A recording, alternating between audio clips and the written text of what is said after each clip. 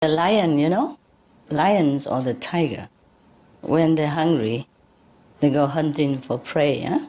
They eat some other smaller animals or bigger animals. In China, we call them 野兽 Chinese 野兽 ơ sâu ác thú. Vietnamese có ác thú. Ơ sâu ác thú means vicious animal, terrible, bad boy. And what are we? What are we? What are we if we also go out and catch a chicken and chop, eat? The lion, the tiger, they have no choice, no? They can't grow vegetable, can they? No. We have choice. The lions, the tiger, they don't have much choice. But we have choice. We have tofu, we have fruits, we have nuts, we have beans, we have all kind of very delectable, nutritious food in the vegetable kingdom. So if we call the tigers and the lions ơ sâu, mean vicious animals, vicious. Mean ác. Well, beast even. Beast, not animals even. I'm too used to it being polite and mild, have to be positive, So the English call them wild beast. Vicious beast, right? Yeah. And what shall we call ourselves? You understand? We do the same. We do worse than the same. We invented all kind of machine, all kind of instrument, to kill billions of animals at the same time, hundreds of thousands at the same time, hanging them upside down, inside out, slaying them alive. Oh God! Whenever I see it on TV, I can't bear it. So maybe if we want to continue to eat meat, then we have to make another new definition about the human who eats meat. Maybe stand next in line with the tiger and the lion. What do we call them? What will we call ourselves? Domesticated beast. But the beast is a beast, right? Domesticated sounds so peaceful. In America, they call it housebroken. After you train a dog, a puppy when you brought home, and you train him to go where and where to do his business, and you call them housebroken. I don't know why housebroken. Bring a dog home and break your house. It's funny, they use this kind of term. Okay, domesticated, Domesticated beasts in their unnatural habitat. Is that what it is? Because beasts supposed to go in the jungle, live in cave, subsisted on whatever beasts, other animals they can find, and drink water from the stream, and stay in a grotto. So we should reconsider our position on the planet. Maybe that's why the weather is warming. And I saw it on Supreme Master Television that the Canadian government reserved almost like $70 million to subsidize for the pig farmer or pork farm. For the porkers, I mean the one who keep the pork, to change. Change the position. But the last couple of years, I heard like many percentage of them had to change position anyway, because pork business is going to the pork, I was just thinking while we were talking that maybe the reason why we have this destruction on our planet right now, and it's going to be more destruction. I guess because when heaven looks down upon us, and see that we behave like the beast, like the lions and the tiger, So heaven thinking, oh, then they don't need house. They don't need clean water. They should go in jungle and go find water in a small puddle or pond or a crevice somewhere. You see, whatever we do will breed another kind of consequence or reaction. Yeah? So if we don't want to live like the tiger and the lions, then we have to behave not like a tiger and not like a lion. I guess also that's the reason, huh? As you sow, so shall you reap, no? And Jesus said you don't even need to pray because your Father in heaven would know what you want before you even ask. Is that right in the Bible? So when the Father or the manager from heaven look down and say, oh, they like to be like tiger and lion. They like to live like that. Their behavior is like that. So let's remake the earth, you know? And then make it all like a wilderness again. And then they can go and live the life of a tiger and the lions, the way their heart desires. Because look like the action bespeak what they wanted in their heart. You know what I mean? I'm just guessing. Forgive me if I offend anybody. Forgive me. I'm guessing. Yeah, possible, you know? Yeah? It is like that in the universal law, according to my humble knowledge, that whatever we want, we will have it, eventually. That's why there's a saying, beware of what you ask for, yeah? Beware of your wish, yeah? Because whatever you wish eventually will come true. It takes longer or shorter time. Even if we don't wish consciously in our mind, but if our interrelated actions bespeak certain manner of life or a certain degree of consciousness, then our life would eventually change or alter to suit that kind of action. Do you understand me? It's just natural law. So if our action doesn't bespeak the dignity and the position of the children of God, then I'm afraid heaven would also react, yeah, according to our wish and try to accommodate us in some way so that our wish can come true. Because our action, no matter on purpose or not, it always reflects the inner consciousness, the subconscious also. And the subconsciousness is always visible to all beings on all the universe. So if we do things not according to our status, then life will change, situations will change to suit our new action, new choice. It was scaring me also that I can talk to animals. Why? It's good. Yeah, because I did not expect that they can respond me in psychic. That? Yeah. No, Did you learn it? No, just feeling. I noticed that I can do that as I was also very young. Yes, some people have this gift. Yeah, and born with it, yes. Sometimes when I pass by on the street and the dogs come by and I can hear that what he's feeling or what he wants, and sometimes I talk to them, but they are very scared.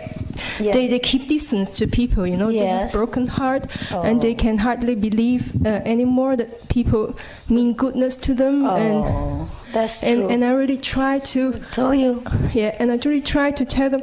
Well, like you tell me. Well, we are disciple of Master Thanh Hải. It's okay. It's okay. Yeah, and we are vegetarian, and we don't do you any harm, and we try to love you as much as possible. Yes. And it's okay. Sorry, brothers and sisters. Hold it. Feel better after. And I'm a Chinese, and I know in Chinese, especially in Canton where I live, people eat dogs and cats and all kinds of animals. Because they're hungry. Yeah. Well, they eat it just like a privilege. Oh, okay. And sometimes, yes. Yes, and I say in my heart and say, dogs, I'm so sorry.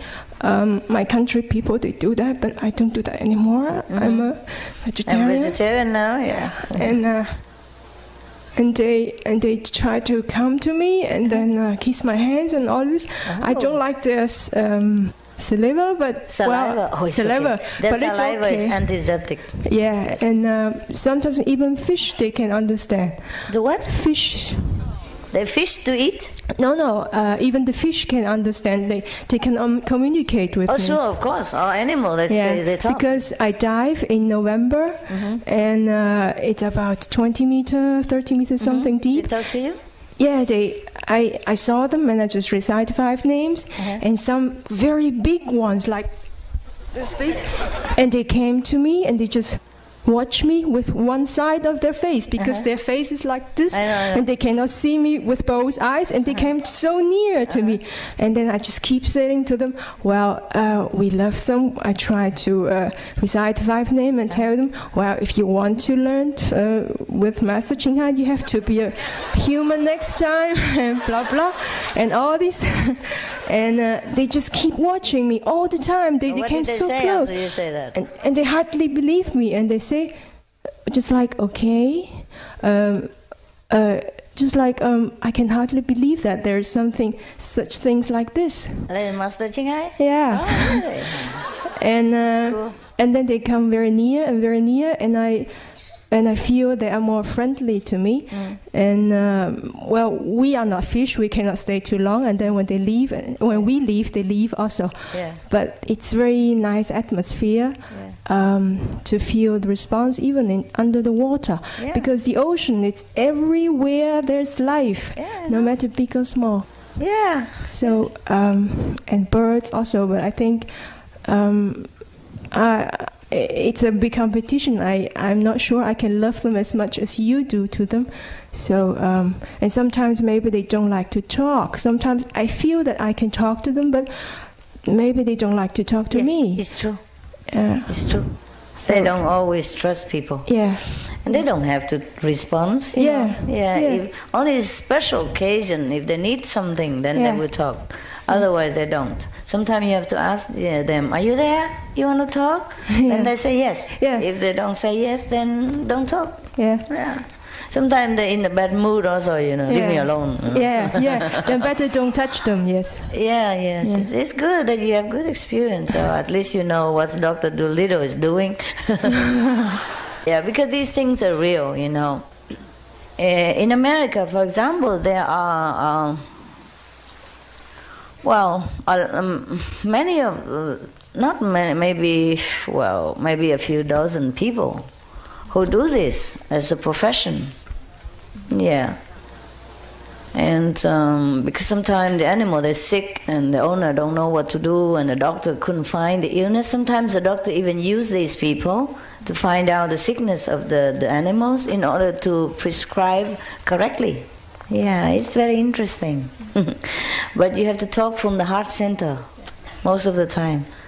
You use your heart or it just comes naturally? I don't know where I use. Okay, because you probably more, it's different. It's quite tiring to talk to them sometimes. It is. Yeah. I told you. Yeah. You have to go a little lower level. Yeah.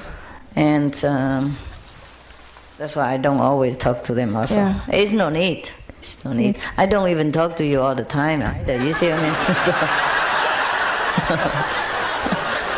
Yeah. So we just live, let's live, just communicate by love, That's it. Yeah. So after that, the more I talk to animal, the more I understand how Master come down to our level to talk to us, to understand our worldly feeling and emotion and all these. Because it's really, after some time, you feel that you're almost like a dog.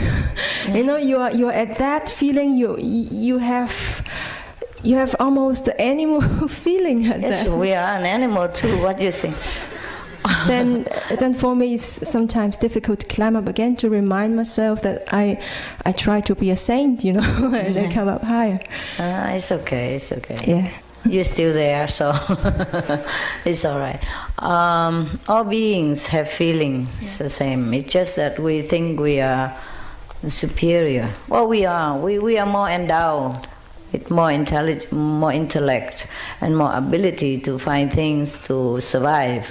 Yeah, they have been endowed with just a limited capability because they don't need so much. They're more free in a way. Yeah. The more we are endowed, the more entangled we are also. It goes both ways. Yeah? Everything is like that, has good and bad things. On the contrary, they are very simple, so they are not too complicated either. Yeah. They live more free life, more relying on God, and more close to God. Yeah. Yes. But some are negative too. If they contact with the negative force, they became also negative. Some dogs, for example, if they act negatively because, number one, they have been treated badly. Number two, because some of the other bad dog spirit come around them and tell them, don't trust human. Yeah, because those dogs has been badly treated too. And so they come around and surround this dog and tell them, don't trust human, they are bad. And they tell them all kind of bad things. Or the dog or the cat, don't trust human. And keep distance, like those that you have seen. Which is also true, in some area. If they're not careful, they'll be in the soup, Yeah, that's true. Yes. Dog stew is a very favorite in some part of Asia. Yeah. And when they come here, they see you American eating hot dogs. They wonder which part of the dog that you're eating. They thought you're the same in their country, eating dog meat. How come eat only one part of the dog? The other parts are better. Excuse me, bad joke. I learned it from internet also.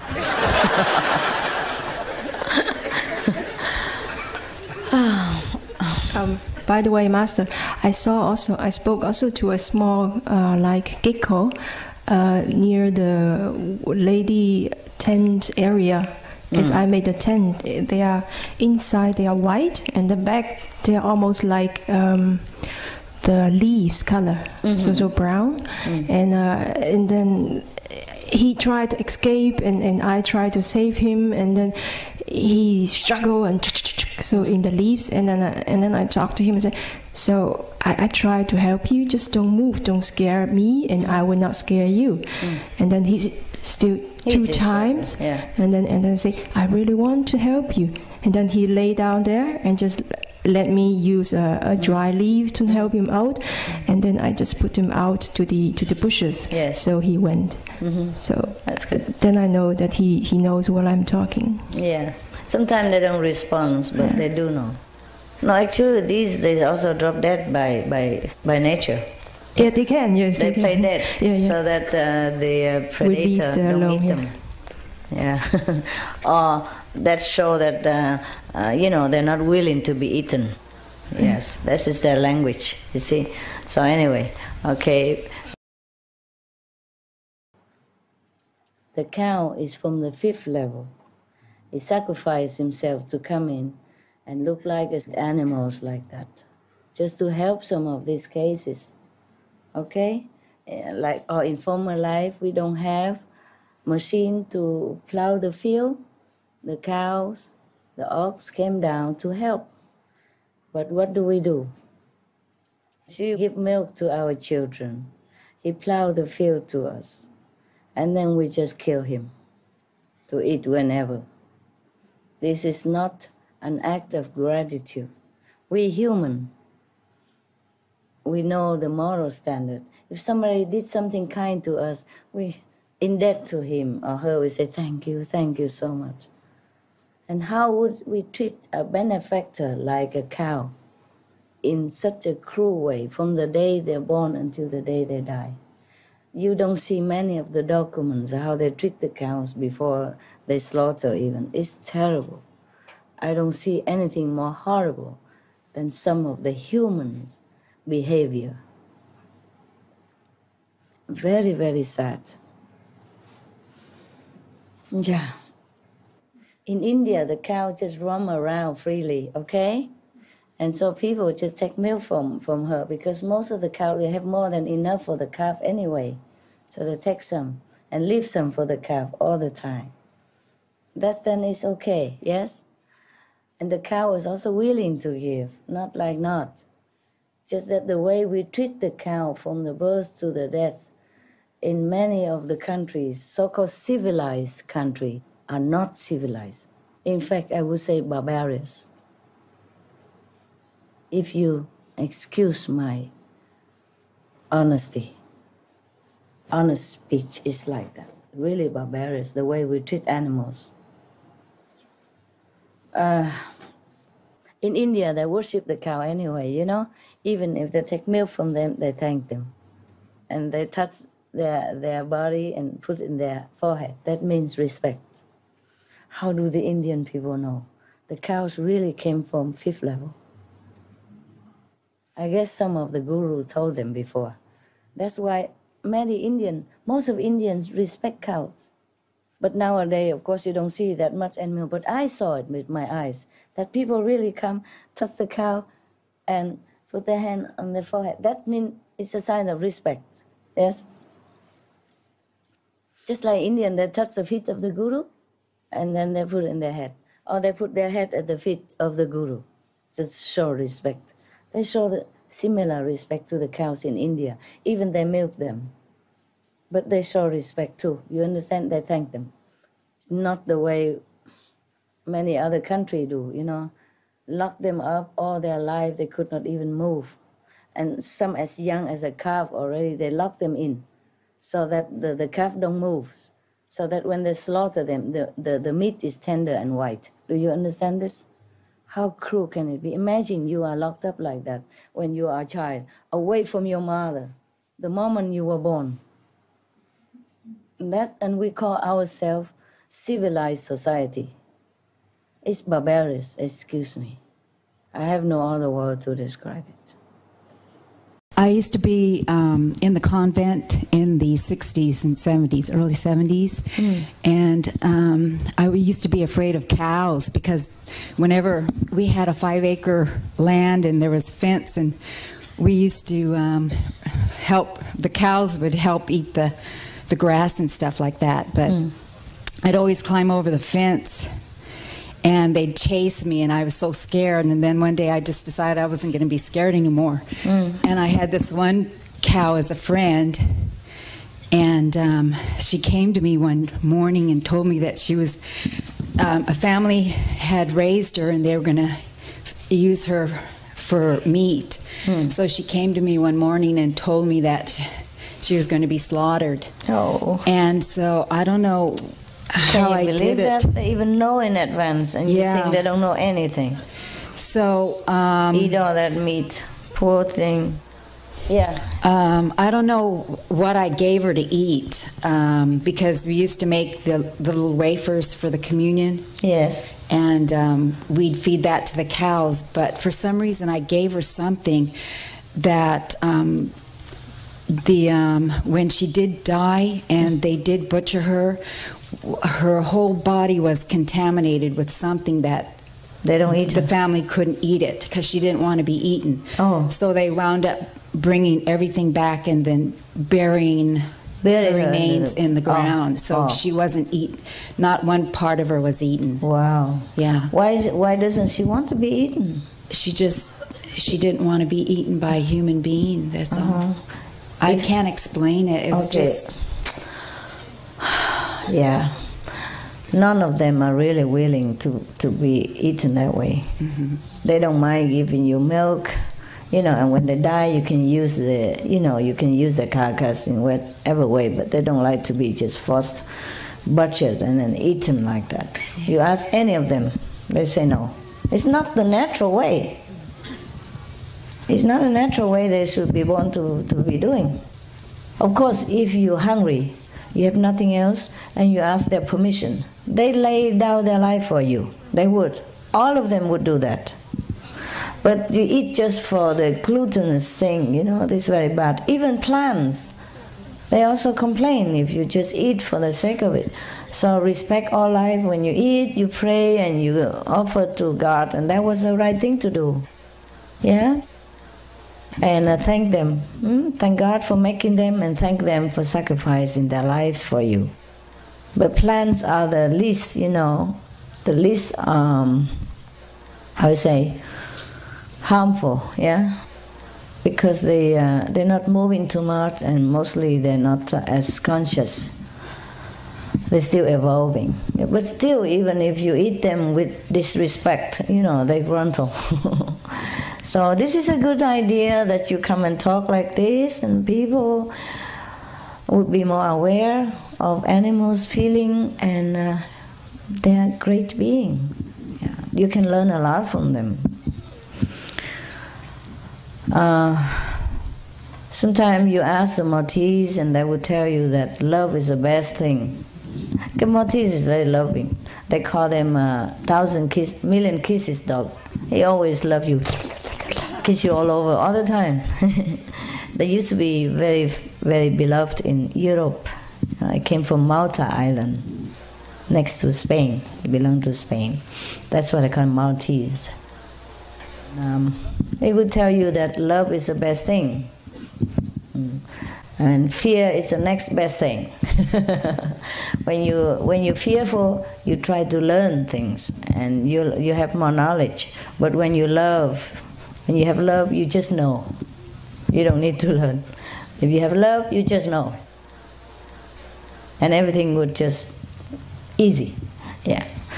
So he say, if you have fear, you learn. If you have love, you know.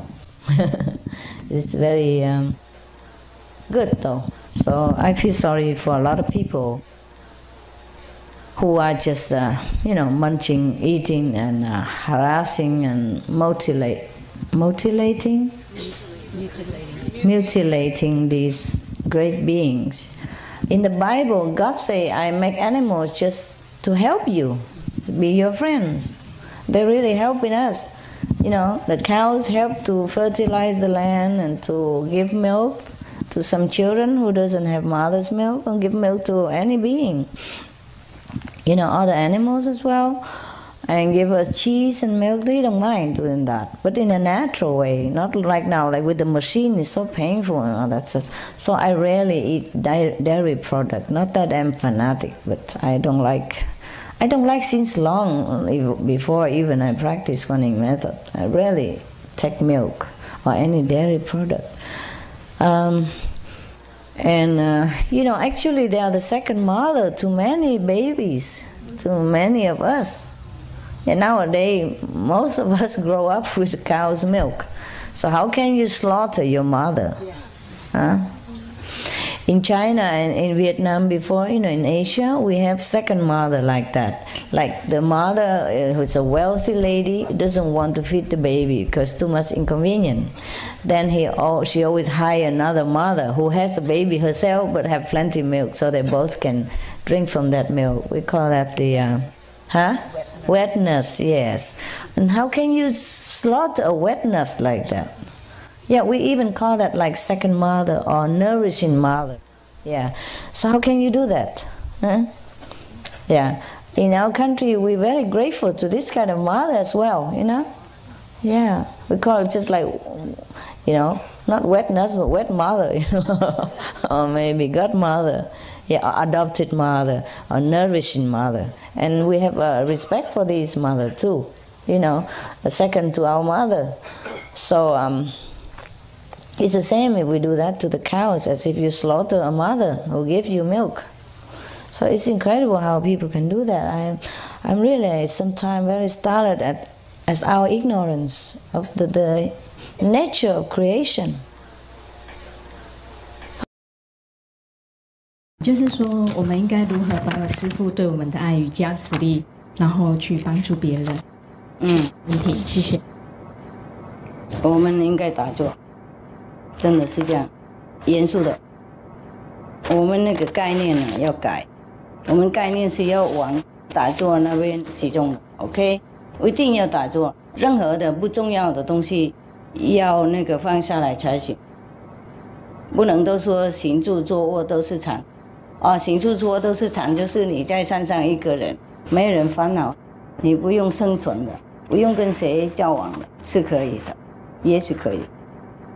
在这边的话，你如果要帮助别人的话，一天要打坐最少4个小时，不是2个半小时哦。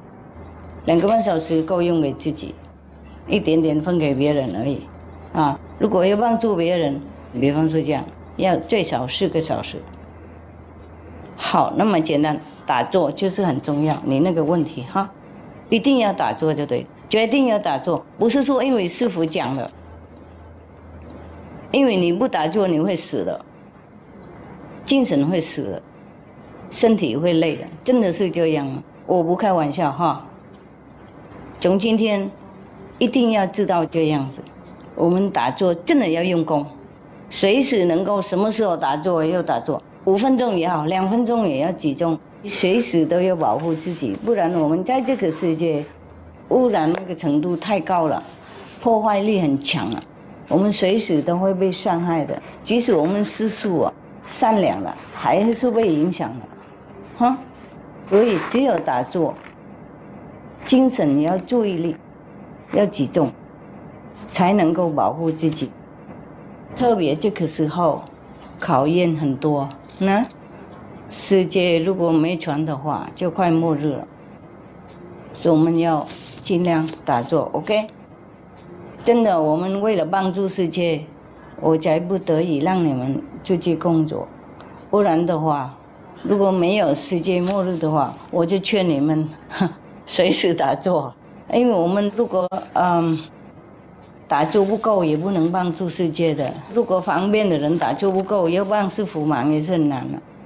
即使我们要帮忙，也帮不了忙，所以要先打坐哈，4个小时哈。如果要帮助人的话，4个小时要打坐，看你帮助多少就对了。我随时要多打坐就对了，省下来，万一醉的时候就用。You just have to be sincere and everything turn out all right. And no expectation. You do it because you love to do that for people. Then it works, wonder. Everything is like that in our group, and people still don't learn. Many don't learn. It's just the ego standing in the way. If you do everything like this egolessly, no string attached, just unconditionally, just for the people's benefit. Not even for yourself, not even for the hope that Master come, or anything at all, not even hope to get married or, blessing from God or anything at all.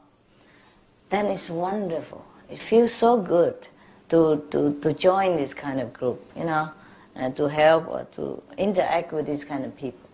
I like that very much, yes. Yeah, I wish that all of us can become like that. The same with sometimes people ask questions and ask the same thing, but sometimes I feel very irritated from one person and not to another, even the same question, same demand. It is the selflessness, the innocence, that is make everything good. Even though the same question, but the different motive, different purity inside, that make people feel good or not good. Yeah, same action also, that make people feel good or not good, to join, to help, or to watch. You see what I mean? Yes. We all know that, but not all of us can practice. That's the problem, because of the ego. The ego always wants to do things for profit, for fame, for fortune, yeah? For whatever, even for blessing from heaven. That is also not the right way to do things. Yeah? You have to do it because we like to do it to share the goodness for people and make others happy. Just the way we are happy. If we benefit from something, we want to give that to people. And that is the only motive we should do. Unluckily, some of us haven't learned. Even those are long-term people. Some people knew, but they're quick. Because they have been practiced many lives before, I guess. And they're very natural and pure and selfless. And some people follow me for long years. Oh, they're just following. I don't know how long. I don't know how long they want to be followers. That is one thing. This is the turtles disciples. They crawl and crawl and crawl for a long time. Another kind of disciples are the ones who go out, do it all, but it's all for ego's sake. You know what I mean? The one who follow and the one who run before, in front, everywhere, all over town, for ego's sake. Too loud. There were two extremes. One who just follow. Turtle. The other one, like horse, run all over direction. You know, sounding trumpet and everything. I'm here, yeah. I work for the master, you must know. I'm the most humble person in the whole world. You know, like, yeah. You gotta come and help me because I work for master. Don't you see? Run, run.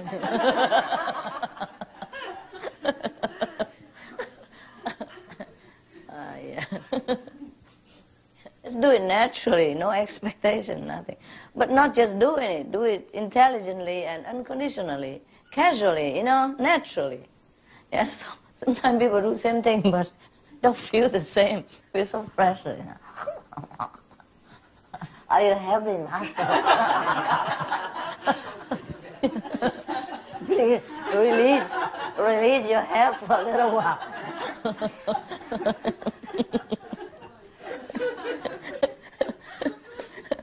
Can I ask you a favor? What? Please don't help me.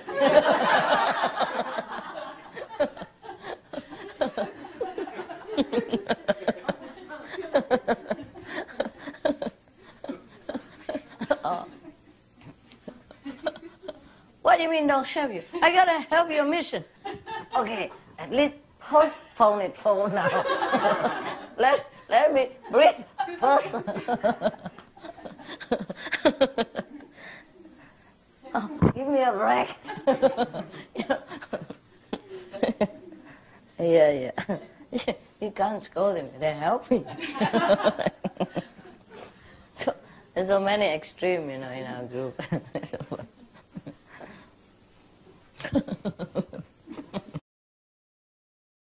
你不用离家出走，最好也不要跟他合作什么的。那些比较跟你不合的嘛，比方说，你叫他做东，他就弄西嘛，然后你叫他做这个，他故意赖赖的，让你自己来做就比较快那种。他有帮你做，就是那种不愿意的，不是在那边看你脸的，好像他不懂怎么做的，事实上他懂。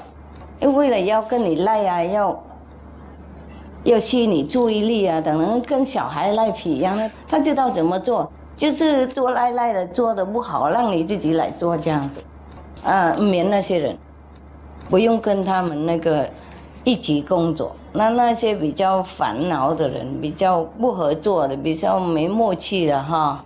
难怪释迦牟尼佛啊，那些大师啊，他们都离家出走的，出家的嘛，哈。哎，他们说那个在家的生活路很窄，我不是说你们路很窄啦，我一直说多数的嘛，你们修行的人以后即使在家也是跟出家一样，有了解了嘛，那个概念有改嘛，然后夫妻也和平嘛，一夫一妻比较简单嘛，比较这样子，所以你们如果生病的话要注意这些方面哈，不是为了吃东西不够。不是为了吃药，太多烦恼了stress， 烦恼 ，OK， 烦恼越多，身体越不好，精神越脆弱，然后连那个自己那个叫什么抗胜力也会越来越没有，然后就生病了。最重要就是不能烦恼，不能给别人压力给你。有时候爱人也会给你压力，因为他是一直要抓你的注意力的，他不知道这样子就是给你烦。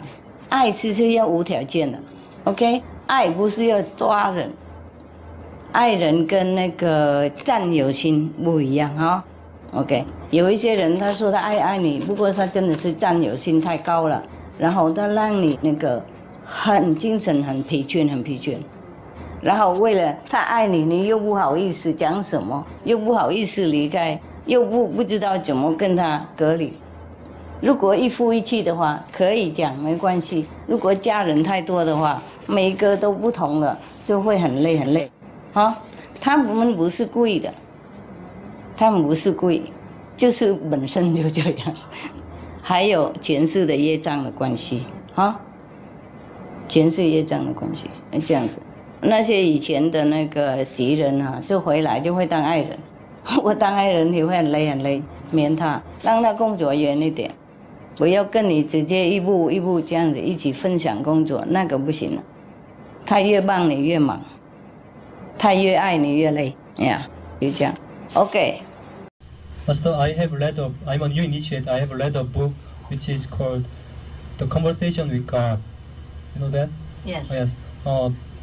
In the book, the writer was supposed to be a channel for the Supreme Spirit, and now he's confused because he knew that only those who practice sincerely can be a channel, can get message from God. How can he be a channel like that, and how could it be possible? How do you know he's not sincerely practitioner? 그가 신실한 수행자가 아니라는 걸 어떻게 아십니까? Do you think you're the only sincere one? 당신 자신만 신실한 수행자라고 생각하십니까? Enjoy the book and don't criticize. 그 책을 즐기십시오. 하지만 비평하지 마십시오. Make use of whatever information which you can digest and useful to you. And if you cannot understand something, forget. 자기가 소화해낼 수 있는 것이 있으면 잘 활용하십시오. 하지만 이해하지 못하는 게 있으면 그냥 잊어버리십시오. Everything remind us of God and of devotion is good for us. 우리에게 어떤 신과 어떤 헌신을 일깨워주는 것이면 모든 것은 다 좋은 것입니다. Everything is possible with God. 신에게 모든 것이 다 가능합니다. He does what she wants. 신은 자기가 원하는 대로 합니다. Being good is already doing a good job, okay? Yeah, because we are all connected. If you're doing good, you're being good, people feel it. We are all connected, yes. At least we are better than the monkeys, you know. Yeah, no, the monkeys. You don't know the story? Like somebody teach a monkey or a small group of monkeys to drink with a glass somewhere far away. And the other group in the jungle in Africa never met each other. They also know how to learn to drink with a glass without being taught. See what I mean? Yes. So if we are good, we are already offer a good service to society. We are already doing some good job, invisibly. All right? So meditation is even more effective because at that time your purpose is to be one with God. That's very clear. You see? Even you try and you are very successful sometimes, but at least your purpose is pure, yes? You really want that. Yeah. And that's how it affects the whole world. And we are lifting up. See what I mean? Examples is better than thousands of words. And invisible, purposeful, good intention, holy example is even more and more powerful. Understand? That's why my meditation helps the world. That's why your meditation helps the world. You know, maybe in lesser degree, but it helps, yeah? I have to be strong and powerful. I have to be more meditation, more in concentration and more in dose, you know? That's why I went on retreat, yes. Even if you say you're a master or anything, you still need to be stronger, you know, to dilute all the influence of the world and all the impurity that latch onto your beings while you're in here. Okay? And Master, when we are in a state of remembering God, do we earn spiritual blessing points? If yes, how much is the percentage compared to the sun's blessing? Thank you, Master. Oh, yes. We do earn when we remember God. Anytime, of course. But it depends on how deep, okay? And of course, God's blessing is much, much, much more than the sun's blessing. It's very, very profound and lasting. But you see, because God knows that we can't always remember God or cannot always see God in a vision, so God allow the sun or let the sun to bless us. There's something we can see, okay? We can feel. It's a representative of God, okay? All right. He let the sun help us.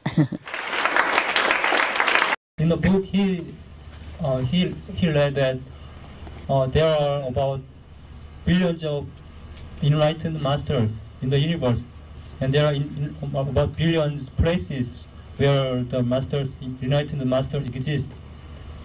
Then, after following generations get enlightened, do they go to the existing place, or will there be more places created further for newcomers?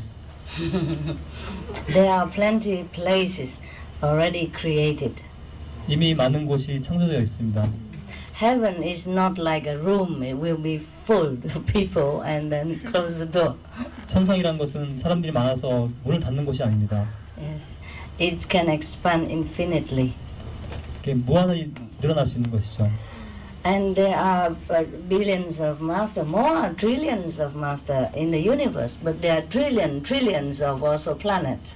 수천 수백억의 그 스승이 있지만 또 수천 수백억의 그보다 더 많은 또 행성들이 있습니다. So they teach in different planet. 서로 다른 행성에서 가르치고 있죠. Each master take duty on one planet. 각 스승이 한 행성들을 맡고 있습니다. There are some places better than our planet, and more advanced spiritually and technically. There are some very few planet places that are less than our planet, less developed. 네, 아주 우리보다 훨씬 영적으로 더 진보한 그런 세계들이 많죠. 하지만 그거보다 많진 않지만 우리보다 덜 진보한 그런 세계들도 많습니다. Master, my first question is, why did we choose to be away from God? Was it the mind or our real self that made such decision to behave ungodly? It's the mind, okay? It's the mind. Before we came down here, well, before, we have agreed to play our part in this world, but more spiritually, more holy. And then slowly we became influenced by the atmosphere of this planet, and we make some mistake, and then the more mistake we make, the more the planet become dense in unholy energy. So we just sink, all right? And then the mind become more and more attached to this world instead of remembering God, instead of listening to the soul. Therefore we sink further and further, all right? Yes, Master. And the soul sometimes get very tired and fed up. So the soul leaves the body, and that's why finally we leave the planet, sometimes with still burden from the previous physical existence. Thank you, Master. Welcome. How the Lord bestows His grace. I just happened to open it, so I read it, yeah? Whatever I have marked is already okay to read. Every other maybe already told or mentioned somewhere else already, or it's not suitable for you, you know. Sometimes you cannot believe it. Spiritual story has some gruesome stuff that you don't even want to mention. Sometimes I did before, but I don't want to anymore. Okay, now. According to tradition, the days before he met his master, Guru Amadas Ji, you know, one of the 6 gurus, yes. His name is Amadas, and Ji is the title. Ji means great. Ji means only great, yes. So when you say to your master in India, you would say like Babaji, yeah, Maharaj Ji. Maharaj means king, and great king even. Yeah, instead of the normal king, you call him Maharaji, means great king. Thus the Buddha had many great names, yes, like the enlightened one, the omnipresent one, the great king, the king of the king, something like that, translated into English. Yes, he had 10 names, 10 titles that the disciple calling him, yeah. Like you call me the Supreme Master Ching Hai because all of you are Supreme Mrs. Smith or something like that. And so you just call me Supreme Master Ching Hai to differentiate me from you. All right. Now, the Sikh religion had 10 gurus, yeah? And the first one was Guru Nanak. Not that he wanted to be the first one, but since he has preached the truth at that time for the first time, and the people who follow him later on make it into a religion, so become Sikhism, yes? So they say he's the first one, first guru of the Sikh, of course. And then the last one was Guru Gobind Singh, okay? Now, Guru Amadas Ji means one of the master, great master of the Sikh tradition, okay?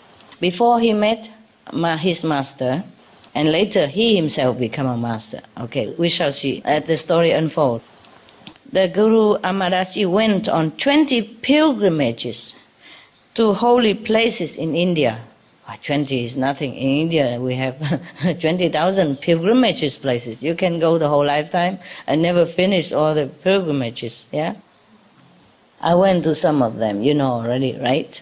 Yes, the highest place in the Himalaya where some people cannot come because they're very dangerous, for example. Even most people don't go as far as Gango trees, mean the source of the Ganges river. Yeah. If anybody can make it there, well, when they come back, people would touch their feet and pay tribute to him or her. Yeah. No.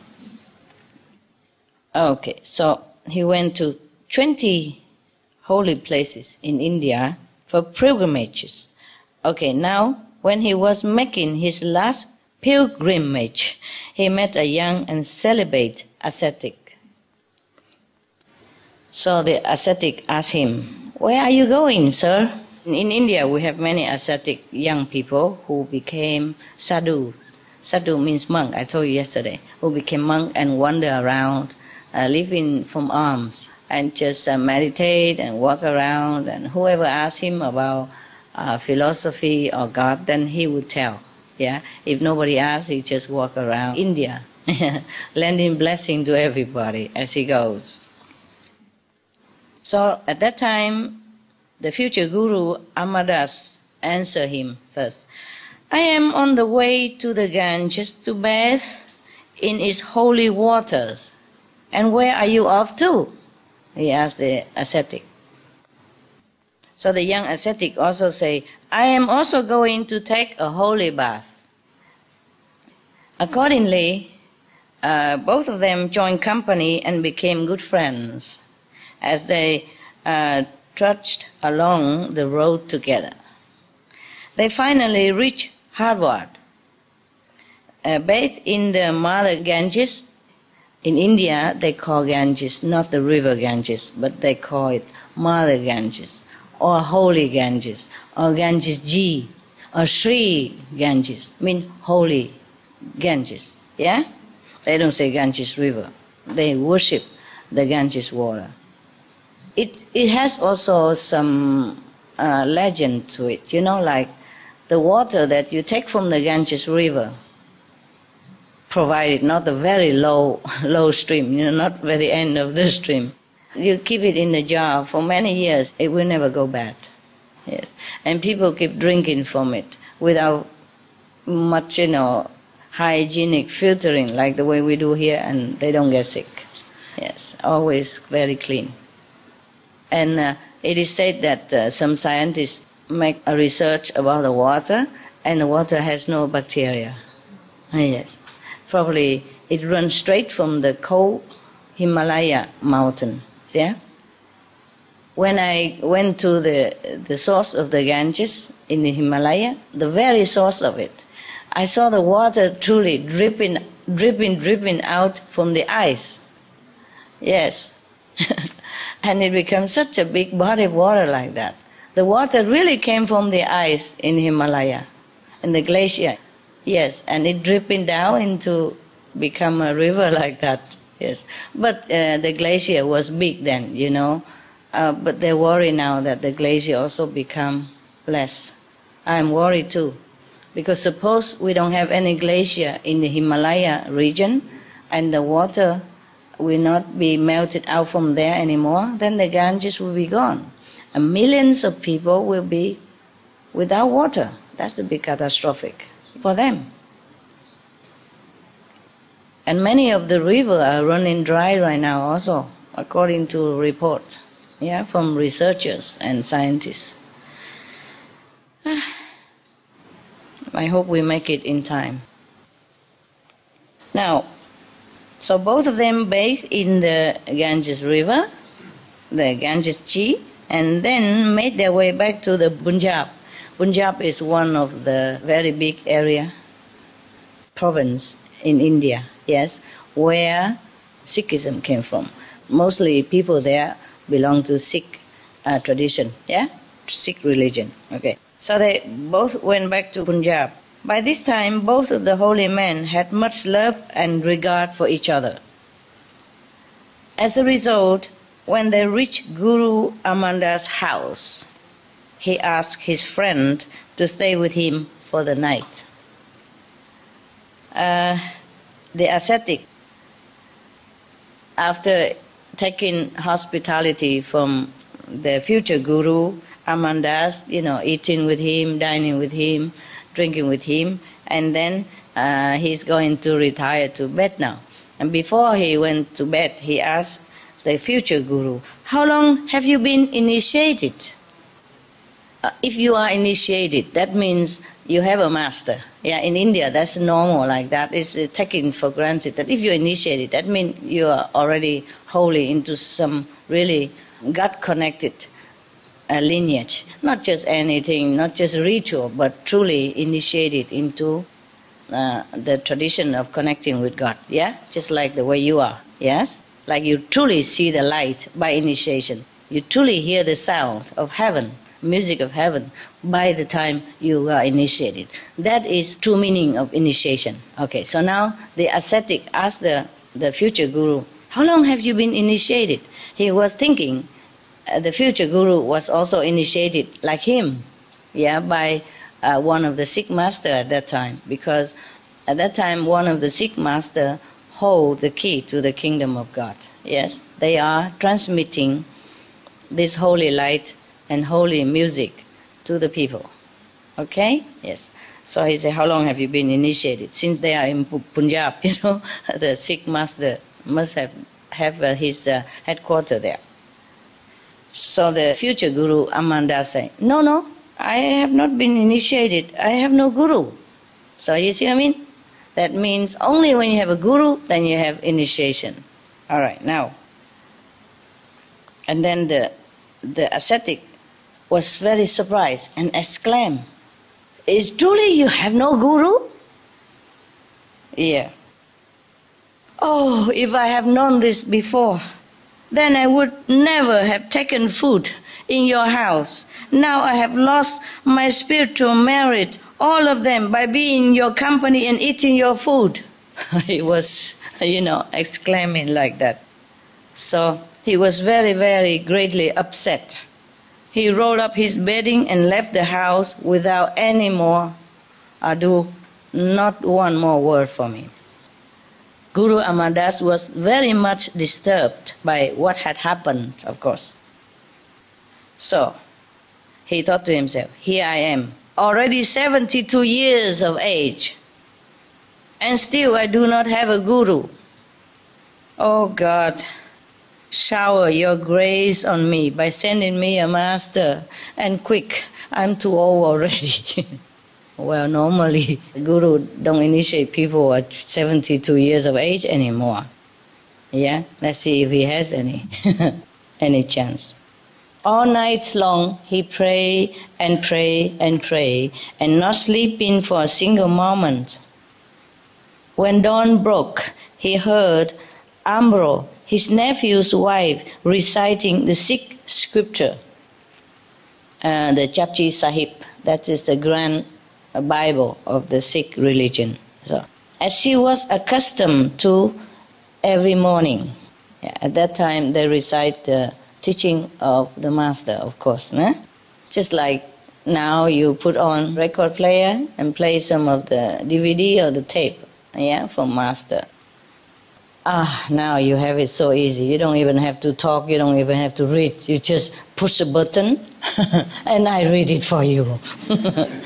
How nice. Okay. And now the future guru sat up in rapt attention, listening eagerly to every word. His whole being was fascinated, and he was carried away by the beauty of the spiritual truths that were being read aloud by Amro. What a record player she was, huh? Rising from his bed, he went to tiptoe into the room where Amro was seated. That's his nephew's wife. As he listened, an enraptured change came over to him. He felt filled with light and happiness, as though by some inner awakening he was coming out of a deep slumber.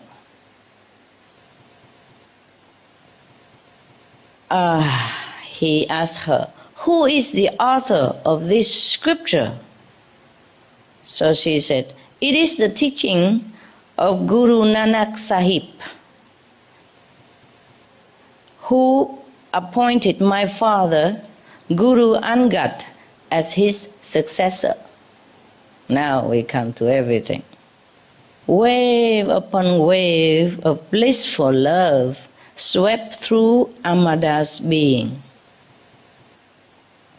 A burning desire to meet the Satguru welled up in his heart. Satguru means true master, yeah? Enlightened master. "Please take me to your father at once," he begged her. Amro told him, "There is a little difficulty here. I do not go to see my father unless he sends for me. Oh, I must await his word." How strict. The daughter cannot even come see the father whenever she wants. Perhaps because he's busy, right? And he doesn't always want to. The daughter always come, even though he's a master, but always come and say, "Pa this, Papa that," you know what I mean? And I feel special, or maybe want special attention. And of course, being a father, yeah, he would like to also be more connected with his daughter whenever she came. So, of course, that's why maybe he restricted her visit, because he wants to devote himself more to everyone else equally, yes?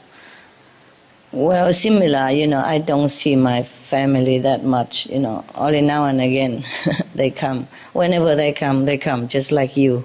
I don't ask them to come special, except 2 times. First time in Hong Kong and next time in Bangkok, yeah. And the rest I've been running myself anyway. They cannot catch up anymore. Also busy other things, yeah? Okay. So you can see whenever my sister come, they also want special attention, want to talk to me especially. I also had to give them a little time to talk, privately, but very little. Too many people, I cannot give them too much time. And they just have to understand that. Okay, now, but Guru Amandas would not take no for an answer, for his whole being was aflame with longing. So he insisted, "You must take me there, you must. If any blame is laid on you, I will be responsible. If your father is annoyed, I will explain to him that our visit was at my insistence." Amro gave in. Good excuse she has now. Yes. And they both started towards Guru Angad's house. She said when they got there, "Please wait outside. I will go and see if he will give his permission first.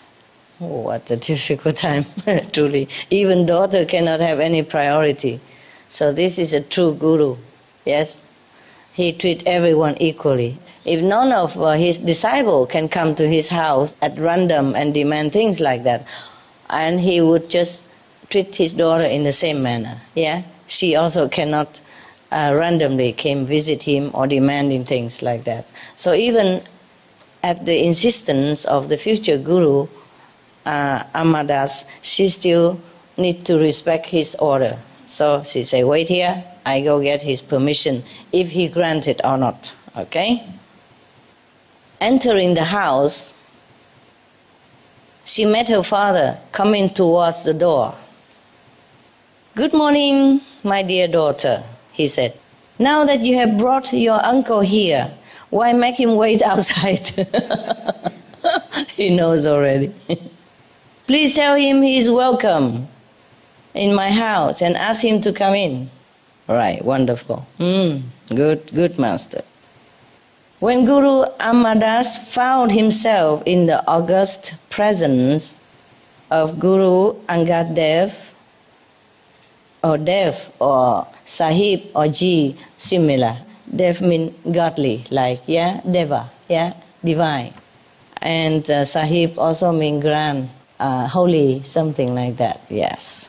So if they call Guru Nanak Sahib, or Nanak Ji, yes, that is similar, just a praise, accolade, a title to the great Guru.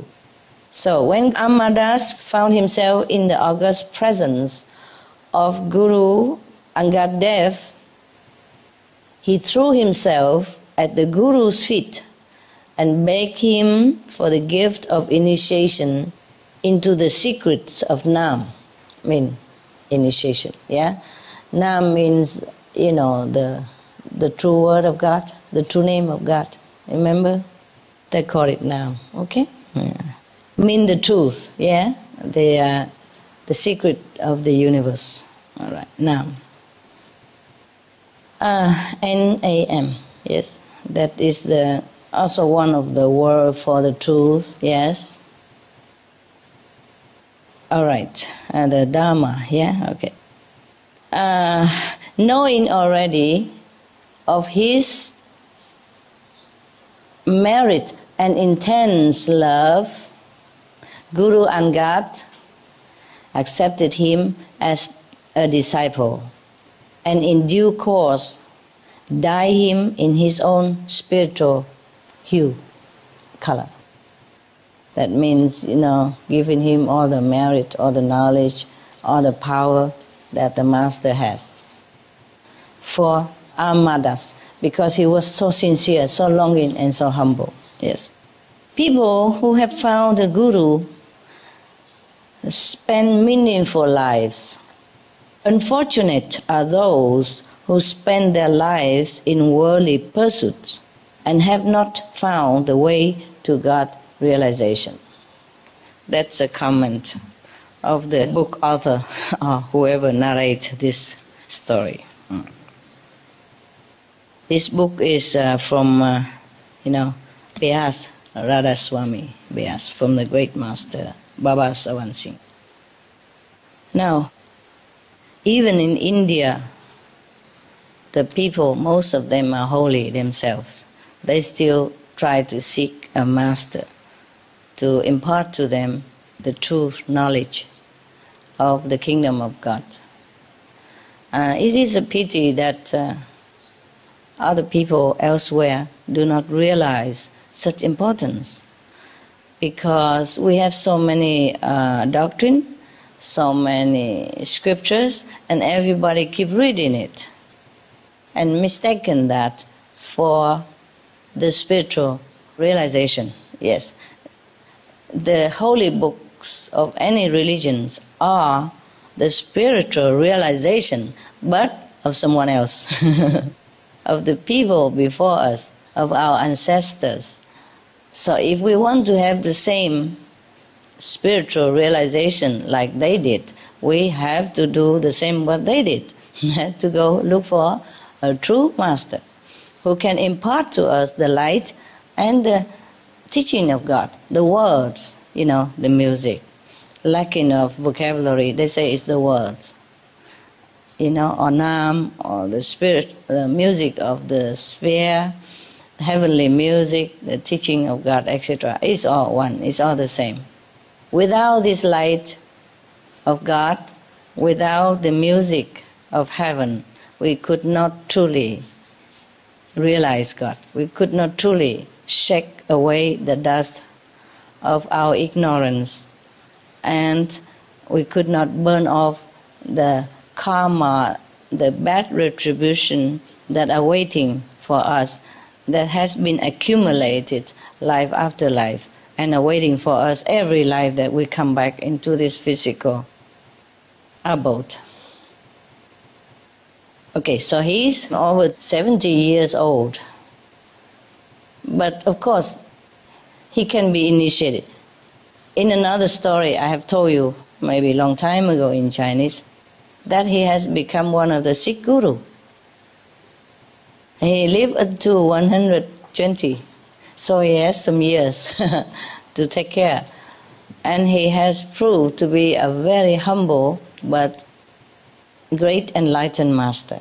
Yes, he served his guru like a servant, even though it's like he's his brother. You know what I mean? He say, "Your uncle?" Yes, that means he's a brother. And even then, can you believe it? The Buddha next to him, he did not know until then.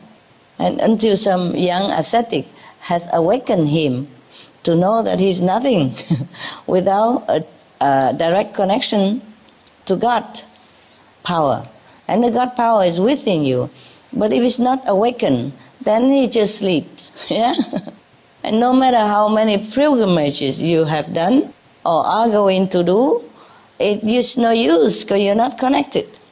If the plug just lay next to the socket and it has never plugged in, no matter how many thousand years he lied there, he is not connected with the electricity and the light will not be turned on. That's that. You see what I mean? Electricity is there. It's in the air even. But we have to harness it, yes? And then they go into a socket for the connection. Then we have to plug something in there for connection, yeah? Or connect the wire somehow. Otherwise, electricity is everywhere. It's like God power is everywhere. God is everywhere. We live inside God, outside God. There's nowhere there's not God. But how do we get in touch with that? We don't even know it until we plug in. They say electricity is not made by man, no? I mean, it can be harnessed, yeah? From the air, from the atmosphere, or by water running, but it's already existing. You see what I mean? Yes, we cannot make electricity. We can harness electricity. And there are instruments to do that. And if we have a plug, electric wire, electric powerhouse or something, then we can connect. And then our house will be full of light, no matter how long that house has been in darkness. Similar to us, if we know God is everywhere, but we don't have connection, then we are just like living outside. We live inside, but we don't know anything, like blind, deaf, and dumb. Can you believe it? Huh? This is typical, you know. You have a Buddha in your house, but you go search everywhere. Why? Do you know why he went everywhere instead of turning to his brother? And this, his nephew's wife, Amro, has been reciting it every day. He knew it, yeah, as it's been mentioned before, that she has been reciting it all the time, but he never even took notice. Huh? Why is that? And then he went all over India, go through dangers and hardship to a pilgrimage site.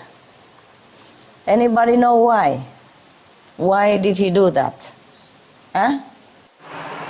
Because he's watching from him only like he's somebody from relative, but not like somebody spiritual practitioner. Maybe, yeah, maybe, perhaps. That's also one of the reasons. He meant that because it's one of his brother, and relatives, he looks like before nothing special about him, and just reciting something he don't even hear there. It's nobody, just his relative. How can anybody in his family member be great or even connected with God? You know what I mean? It doesn't look like a spiritual person. He's not even a renunciate. He's not even a monk, for example, like that. We all have the notion that only monks and, priests, they are holy, and we are nobody. Yes. So the Guru Angad was just a householder, you see? He has even a son, and his son even married to some other girl. So it's just like everybody else. So it never occurred to this future Guru Amadas that his brother is anything except just his brother, or a relative. Any other reason? Anybody knows? Tell me. When the student is ready, master appears.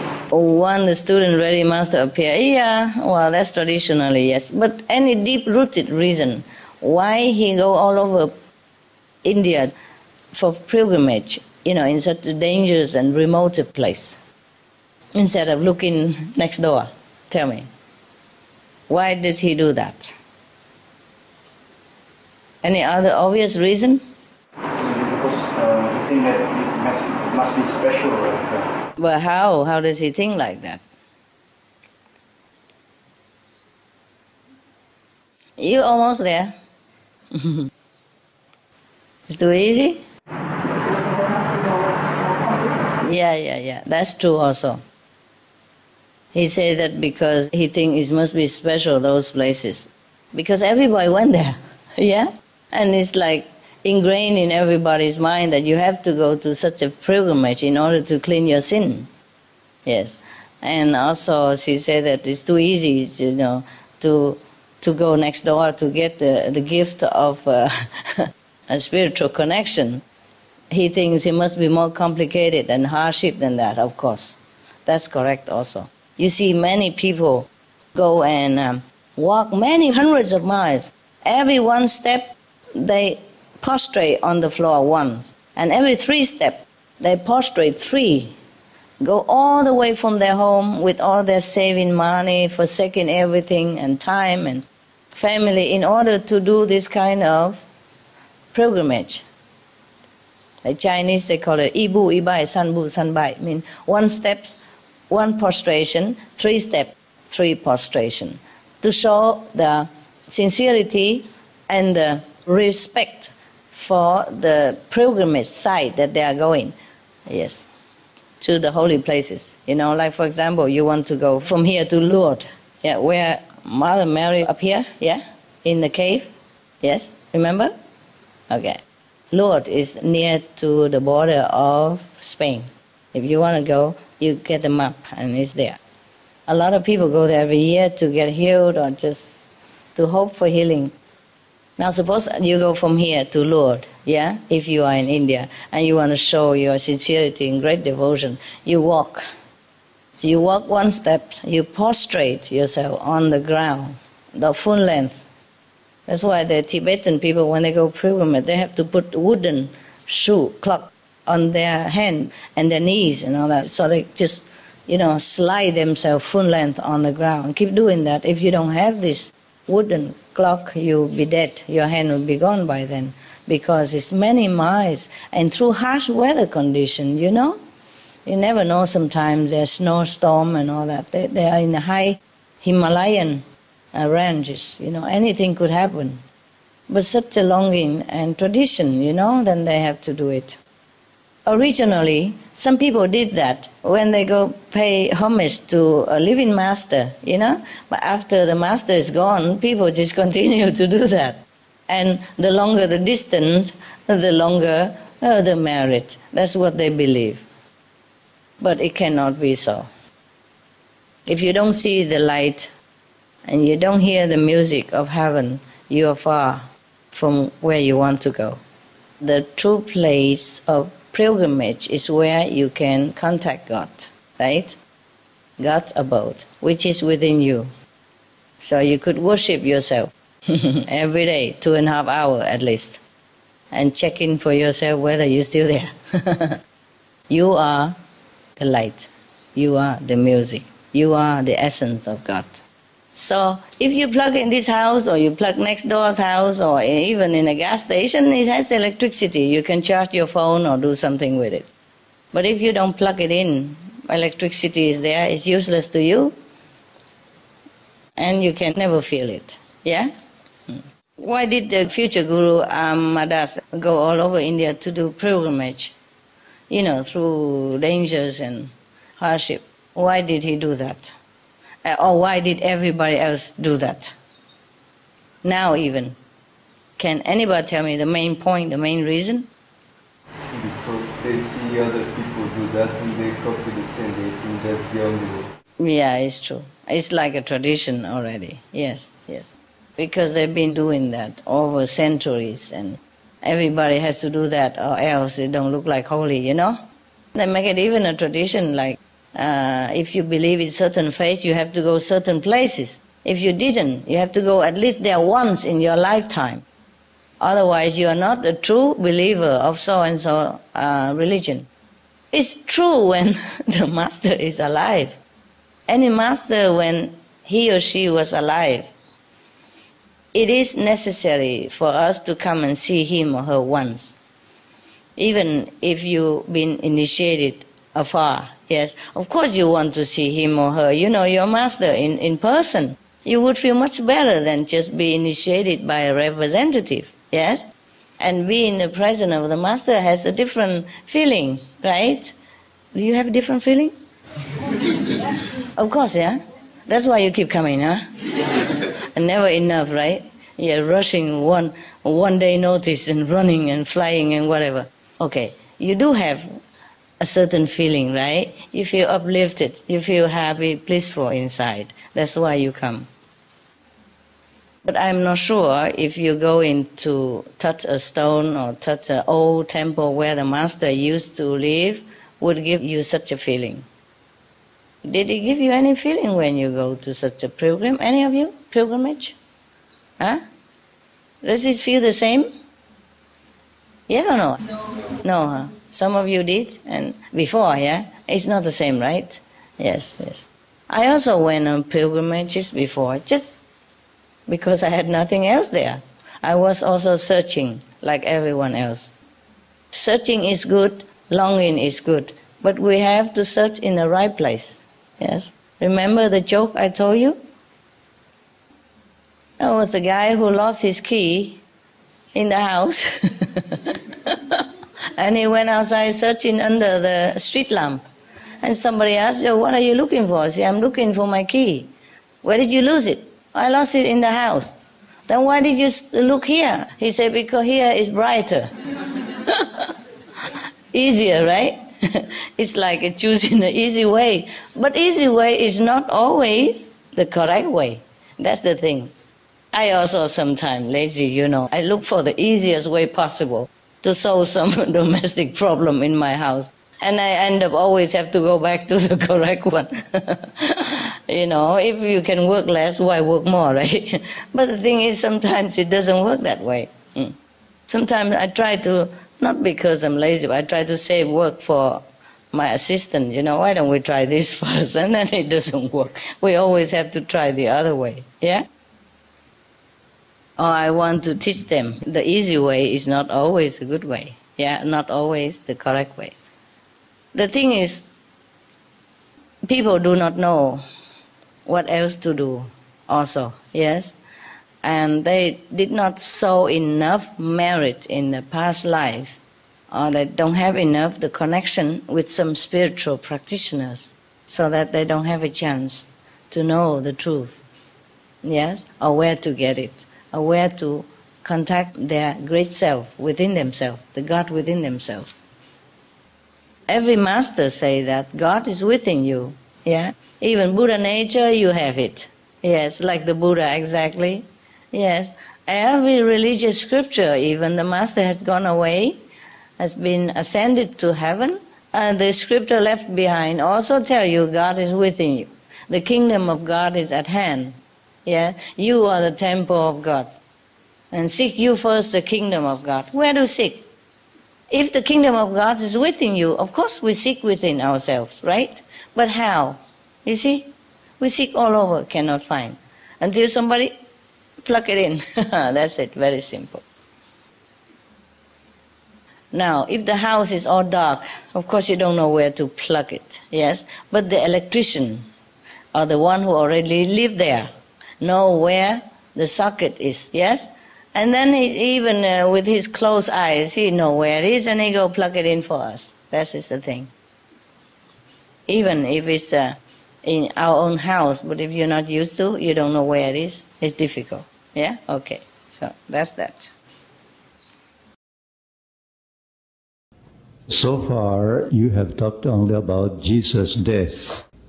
Do you believe that he resurrected and ascended into heaven and is able to intercede for us from heaven? Yes, I believe. Sí lo creo. He is not dead on the cross. No está muerto en la cruz. He died in India. Murió en la India. When he was 120 years of age. A la edad de 120 años. Yes. In Kashmir, en Kashmir, there is still a tomb of Jesus. Existe actualmente la tumba de Jesús. And one of his close disciples.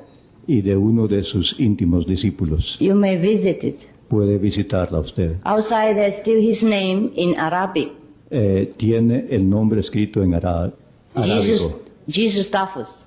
Jesús. And the life story of him. Y tiene la historia de Jesús. He flew to India. Fue volando a la India. And teach people in Kashmir until 120 years. Y enseñó a la gente en Kashmir durante 120 años. Jesus had learned many yogic abilities. Había adquirido muchas capacidades yogis. Including dying at will and come back to life at will. Incluyendo la muerte y la resurrección voluntarias. Including not feeling the suffering of the body. Incluyendo el no sentir el sufrimiento de la carne. Yeah. So he just died false death. Él pues murió una muerte aparente. And he used his yogi power to rise again. Y usó su poder yogi para resucitar. He also learned how to fly. Y aprendió cómo volar. Okay. Milarepa of Tibet also can fly. En el Tíbet también saben volar. Some people still can fly today. Y ahora hay quienes pueden volar todavía. Thank you. Gracias. به ما یاد دادید که برای ارتقا به سطوح بالاتر از وابستگی ها باید دور بشیم. میخوام بدونم به یک قسمت خیلی سختی میرسیم و اون این که آیا باید از وابستگی به استاد هم چشم‌پوشی کنیم؟ You have taught us that in order to go to a higher level of consciousness, we need to let go of the desires to belong, which we belong to this world. The question is, do we get to a point that we have to let go of our master as well? If you want. Yes, of course. You can let go of me. No problem. Anytime. بله میتونین هر موقع که خواستی. Just before you can run, you hold my hand to walk first and later you run along. قبل از اینکه بخوای بدویی من باید دستتون رو بگیرم خیلی یواش یواش راه بریم ولی بعد میتونیم. But you don't have to let go if you don't want to. We are friends. Why let go? مجبور نیستی که منو رها بکنی. ما دوست هستیم. میتونیم همچنان با هم ادامه بدیم. But let go of physical attachment only, but spiritually we become one together. Yeah. از لحاظ فیزیکی رها کن وابستگی به من ولی از لحاظ معنوی ما یکی هستیم. Not one like okay everything here is one, not one like that, but we're connected. Yeah. نه به خاطر اون چیزی که یک هست یه چیزی هستیم مثل این بطری بلکه ما اون وقت وصلیم. Yes. به هم وصلیم. Connected. So that I can help you to go up where I am going. من بتونم بهت کمک کنم که باز بری بالاتر. Yeah, and it come one time that you become a master of yourself. بعد میرسی به یه جایی که خودت استاد خودت هستی.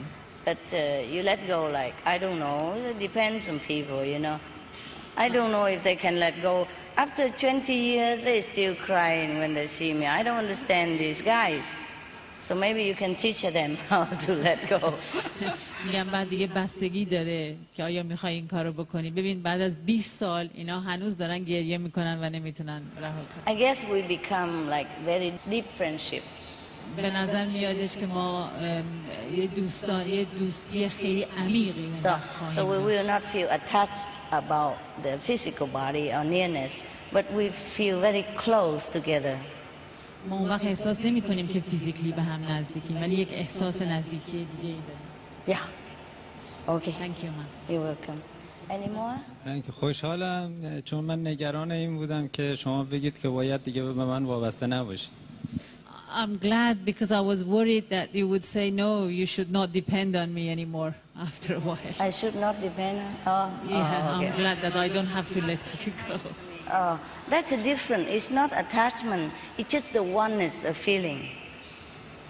احساس یکی بودنه. احساس وابسته بودن نیست. Yeah. For example, some people they're so attached to alcohol, yeah, to money, that they worry all the time about these things and they cannot even live their life, and they become slave of money or alcohol. That is true attachment. استاد در مورد معنی وابسته بودن و گیر دادن به چیزی صحبت میکنن مثل اینکه آدم بخواد الکل استفاده بکنه و یا خیلی برده پول و الکل باشه اون در واقع بردگی براش میاره. این فرق میکنه. And they even destroy them.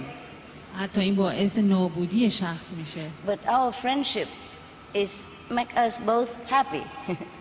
اما دوستی ما باعث میشه که ما رو شاد و خوشحال نگه می‌داره. It's not like he cannot live without me, but he likes to live with me, to see me. اینطور نیستش که بخواد منو رها بکنه بلکه دوست داره با من زندگی بکنه. See, the attachment is like some people who cannot live without woman. Every day he needs, who cannot live without money. Every day he wants more and more. That's different. We could live without each other. You go home, I stay here or somewhere else. We're not together, but you're happy. You think of me and you feel like we're together. And you like to see me now and again. It's okay. It's not attachment. It's just happiness. Enjoy each other. Yeah. That's an unconditional friendship. دوستی سنتی. Yeah. If we see each other, we're happy. But if we don't see, we go home, we think of each other. Not biting.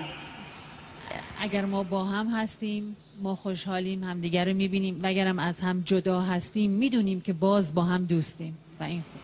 That's not attachment at all, okay? این وابستگی نیست.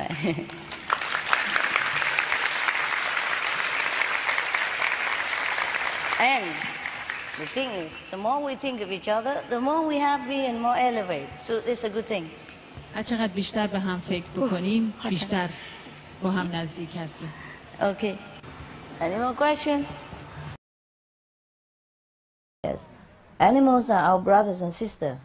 It's very important, we know, to live with them harmoniously and respectfully. Because they are there for some reason. You see, there are some birds or some animals to do some special job in this world, yeah? Some are cleaning garbage like the vulture. Of course, they make a mess of it too. But they have something to do with the whole environment.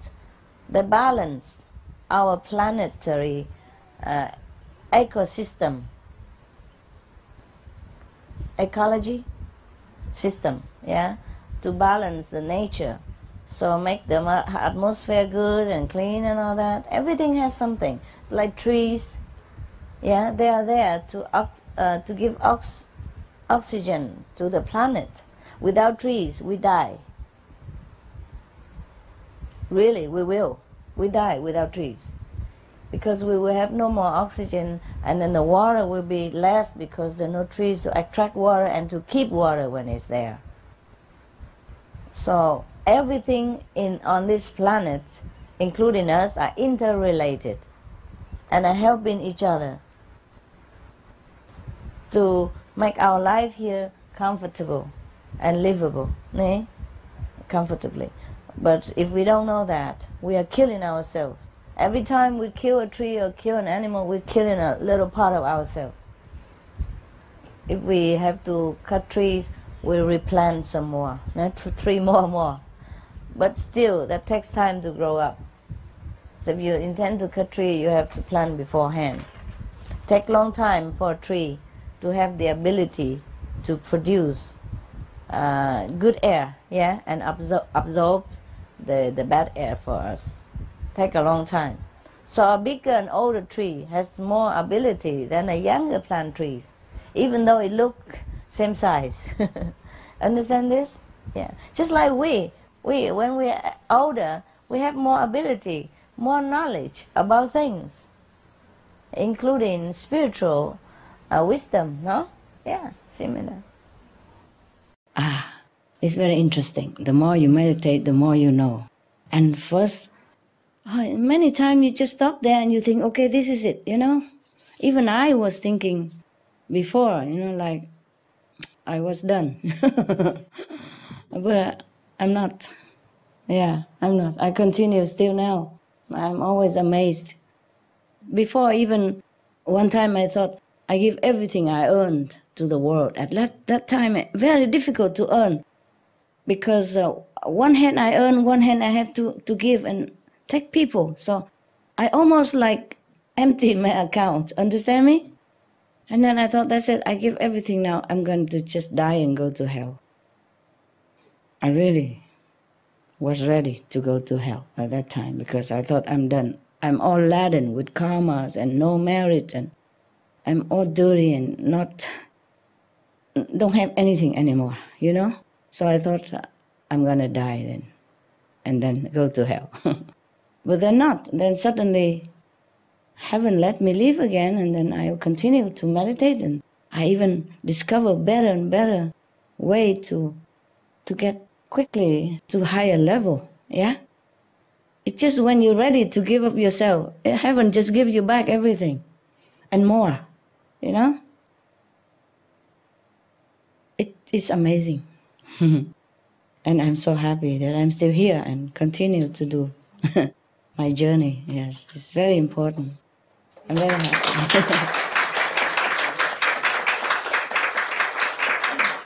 So I'm telling you, sometimes just don't give up hope or anything, even if you cannot meditate well or if you don't see anything, just continue. And then one day you just break through and you'll be very happy. Yes. Even if you don't break through, it doesn't matter. I'm always there and helping you, okay? Even if you go just low level, I will also be there with you and continue like this, It cannot be lower than this. And then we continue, okay? So even here, if I can bear to teach you, sit next to you, up here I can do. It's even better, okay? Even astral level. People are already much better than here. But there are 2 kinds of astral, One is hellish and one is heavenly, so. The people in the heavenly part of astral, they're very easy to teach already. Much, much better than human, yes? And in a human standard. Because over there, you shed one of the body, the physical bodies, and which allows you to have more freedom, to collect information, to go anywhere in an instant, and you feel more free, more happy, And this physical body is good for here, but up there, when you shed it, you can assimilate more. The mind is more clear. And you're not so limited like here. Here you have even the brain. Not just the mind only, but the brain. Understand? It's a troublemaker. You need it to live in this world, but you make so much trouble. Understand? Yes. And that's why. That's why we have trouble believing the master or practicing according to the teaching, You know it, but you just don't do it sometimes. You know very well, but you forget very easily. Because every day you work or you are in this world, people, jobs, friends, or not friends, lovers, they just bombarding you with their thinking, their thought, their talk, their trouble and their obstacles, and you forget God most of the time. You know, even when you meditate, you try to remember God. At that time, you reserve for God. Still, they all come in. God just stand outside and say, when is my time?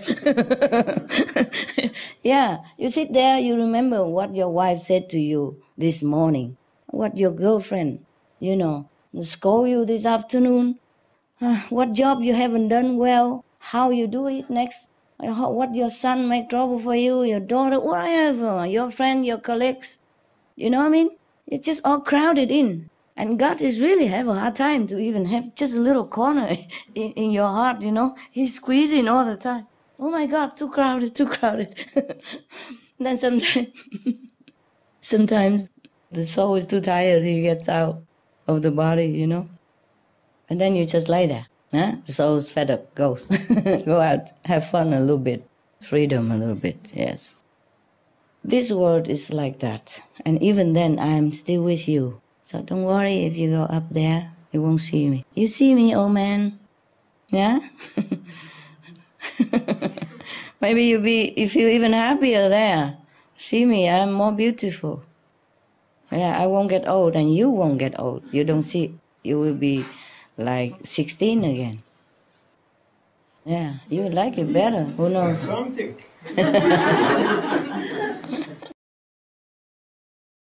Remember, I taught you how to breathe, yeah? Yeah. ¿Recuerdan? La maestra nos enseñó cómo respirar. 20 times, 30 times, 50 times, or 20 times a day. 30 times like that, it's fine. It's also giving you extra energy and nutrition. 20 veces, 30 veces, 20 veces, lo practican más o menos así y ustedes saben que es muy nutriente.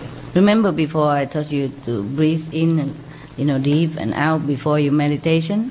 Yes, long time ago, yes. This is also very helpful to your health and long life and healthy and also extra nutrition. Ustedes recuerdan que hace mucho tiempo yo les hablé cómo respirar antes de la meditación, de tomar mucho aire. Before meditation, a time of initiation, take deep breath and out before you meditate. Yeah, use that. Use that also every time you remember, okay? Not just before meditation. La maestra dice que tomemos un suspiro muy grande, tomemos mucho aire antes de meditar, así como ella lo está haciendo. Y lo botamos lentamente y eso nos va a ayudar.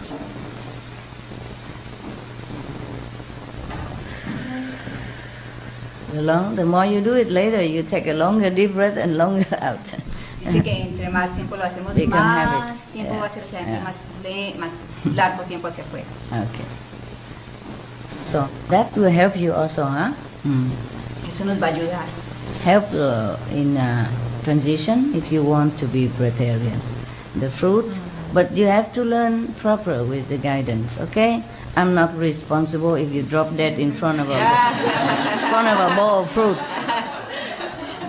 La maestra dice que practicar la respiración y comer fruta nos va a ayudar para la transición de volvernos breatharian, de solo ir del aire.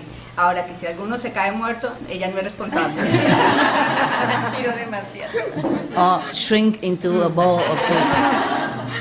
O que se quedan así de pequeñitos que caben en una vasija. Mini disciple. Dice que vamos a ser mini discípulos. You can use a hat then. This kind of hat.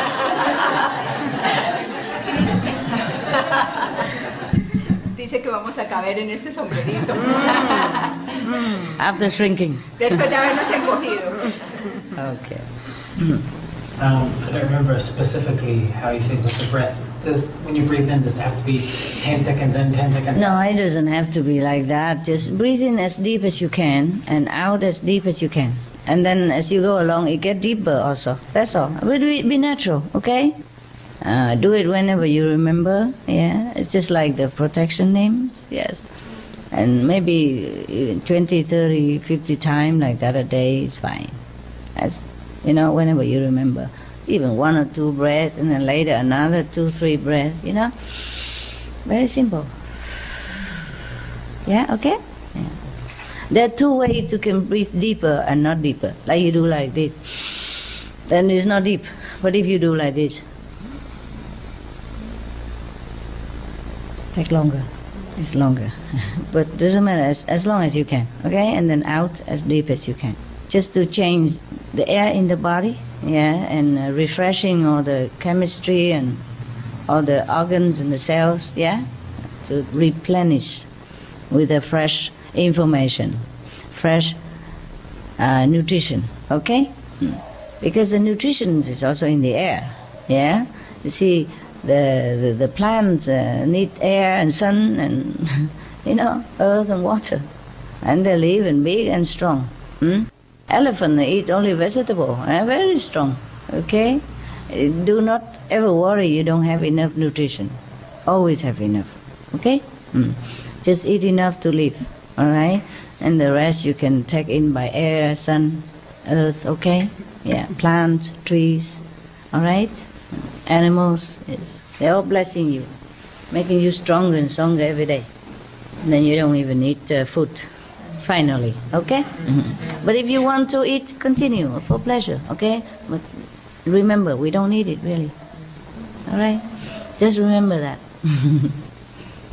El hermano preguntó que si, cómo se hace la respiración, si 10 segundos expirando y 10 exhalando. Entonces la maestra dice que no es necesario, que el cuerpo solo lo va a hacer, lo practiquemos el mayor número de veces que podamos, entonces el cuerpo solo va. El aire tiene muchos nutrientes, igual que las plantas, los animales, todos necesitan el aire para nutrirse, igual cuando respiramos recibimos esos nutrientes. Yeah, the more you're conscious of the blessing of the whole universe, the more you will receive it. And the stronger you become, spiritually, even physically, mentally, emotionally, psychically, psychologically, everything. Así que en el aire tenemos muchas bendiciones, y entre más lo recibamos, más bendiciones vamos a tener hacia adentro, para la conciencia, para la inconsciencia, para la parte espiritual. Okay, just be conscious. Be mindful that you are blessed all the time in your life. Que tengamos conciencia de que nosotros somos bendecidos todo el tiempo. Every second of our life, we are blessed. Cada segundo de nuestra vida. By different sources of blessing. Por diferentes fuentes de bendiciones. Okay, be conscious, be aware, and be grateful. Estemos conscientes, estemos alertas y seamos agradecidos. The question is, with this method of Kuan Yin, yes, there was a significant change in understanding what a prayer is. What a prayer is, yes, a prayer. Yes. And because of the law of the karma on earth, how can we use prayer to help others people?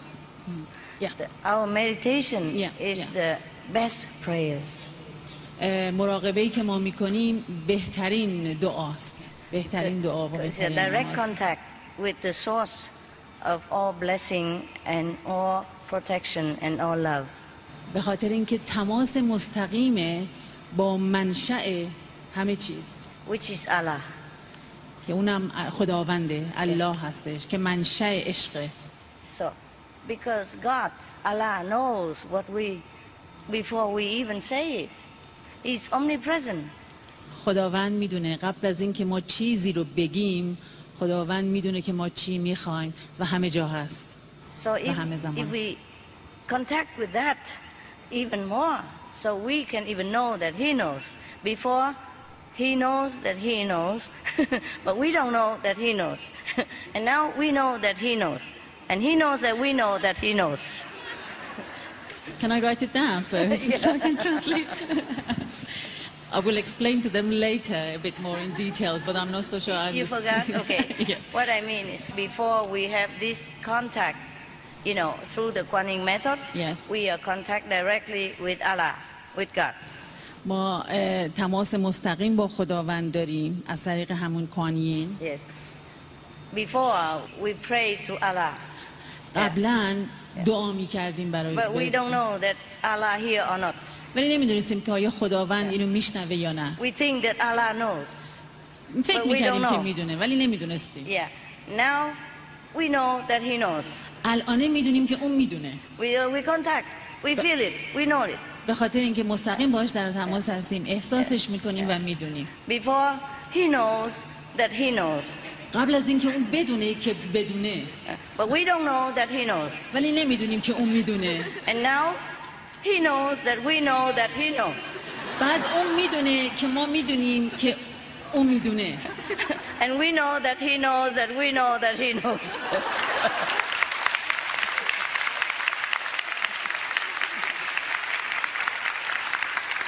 It's clear, no? اون میدونه که ما میدونیم که اون میدونه که ما میدونیم. Yeah, that's the difference. Yes. فرقش در اینه. Yes. So meditation, Kuan method is the best prayers. It's the direct prayers. پس متد کوانینی که ما انجام میدیم بهترین متد و روش مستقیمی. Before the Kuan contact, Allah always knows what we want. قبل از این که کوانین تماس رو داشته باشیم خداوند همیشه میدونه که ما چی میخوایم. And Allah always tell us what to do, but we don't understand it. همیشه خداوند به ما میگه که چیکار بکنیم، منتها ما نمیفهمیدیم. And now after Kuan contact, we will intuitively feel what Allah wants us to do and how He helps and how His grace operate every minute of our life. حالا که کوانین و بلد هستیم میتونیم از طریق تماس مستقیمی که داریم و اون چیزی رو که حس میکنیم و اون چیزی رو که دریافت میکنیم میدونیم خدا چی میخوادش. We more aware of His will, of God's will. ما الان بیشتر آگاهی داریم که اراده اون چیه، خواست اون چیه. The more we practice Kuan method, the more we are aware of God's instruction. هر چقدر بیشتر ما مراقبه کوانین انجام بدیم بیشتر آگاهی داریم از دستورات الهی. Because it's at level of the soul. به خاطر اینکه در سطح روحه. Which is the greatest of the intelligence. که بالاترین درجه و مقام هوشمندیه. It's not like before we practice Kuan method. It's not like God doesn't help or God doesn't hear or God doesn't bless. It's just we're not receptive enough to see or to put it into action. اینجا نیستش که قبل از اینکه ما کوانین رو انجام بدیم اینکه واقعا خدا نمیدونه که ما چی میخوایم، فقط اینکه ما یا اینکه ما چی میخوایم دقیقا، فقط اینکه ما گیرندمون درست نیست، ما نمیتونیم دریافت کنیم که از ما چی میخواد و چه کار باید بکنیم. Now we're more aware, حالا بیشتر آگاهیم. Every day more. حالا بیشتر. There was a story, like there was an old woman. یک زن پیری بود. Who lives under a dictator as a king. He was a king was a dictator, and she go every day to the church to pray for this king to live long. یک خانومی بودش، یه زن پیری بودش که توی یک زیر دست یک پادشاه خیلی دیکتاتوری به اصطلاح زندگی میکرد، ولی هر روز میرفت به کلیسا برای اینکه دعا بکنه براش. So people were very surprised. Say, why you pray for this tyrann? He should be dead. Why you pray for him to live long?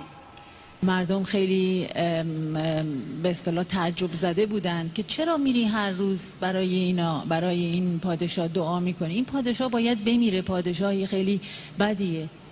So she said, before, when I was younger, there was a king so and so, and I felt that he was a tyrann. He was very bad. So every day I want him die, and after he died, I was very happy. گفتم من موقعی که جوان بودم، این خانم پیر گفتم موقعی که جوان بودم ما یه پادشاهی داشتیم که خیلی خیلی بد بود، من همش دعا میکردم که این بمیره. And then came another king, and then he's worse than the king that died. And I pray hard for him to die, and then he died, and then I was very happy. بعد یه پادشاه دیگه اومد، اونم بدتر از اون بود. So and then after he died, then there come another king, and he's worse than the other two before him. بعد که پادشاه سومم اومد، اونم بدتر از دوتای قبلی بود. So I prayed for him to die, and then he died, and I was happy. It must be a very strong prayer. برای اونم دعا کردم و اونم افتاد مرد. But now come this king, he's the worst of all. بعد اون پادشاه حالا از همه بدتره. But I pray that he live long, because if he die, maybe another king come worse than him.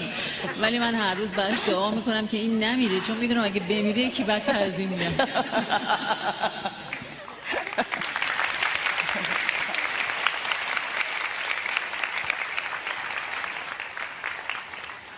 I told the Chinese and the Vietnamese yesterday that the Kuan Yin method, the spiritual practitioner of the Kuan Yin method, will move mountains. Yes, will level the ocean with their power without doing anything. So just be patient, meditate, and world peace will come.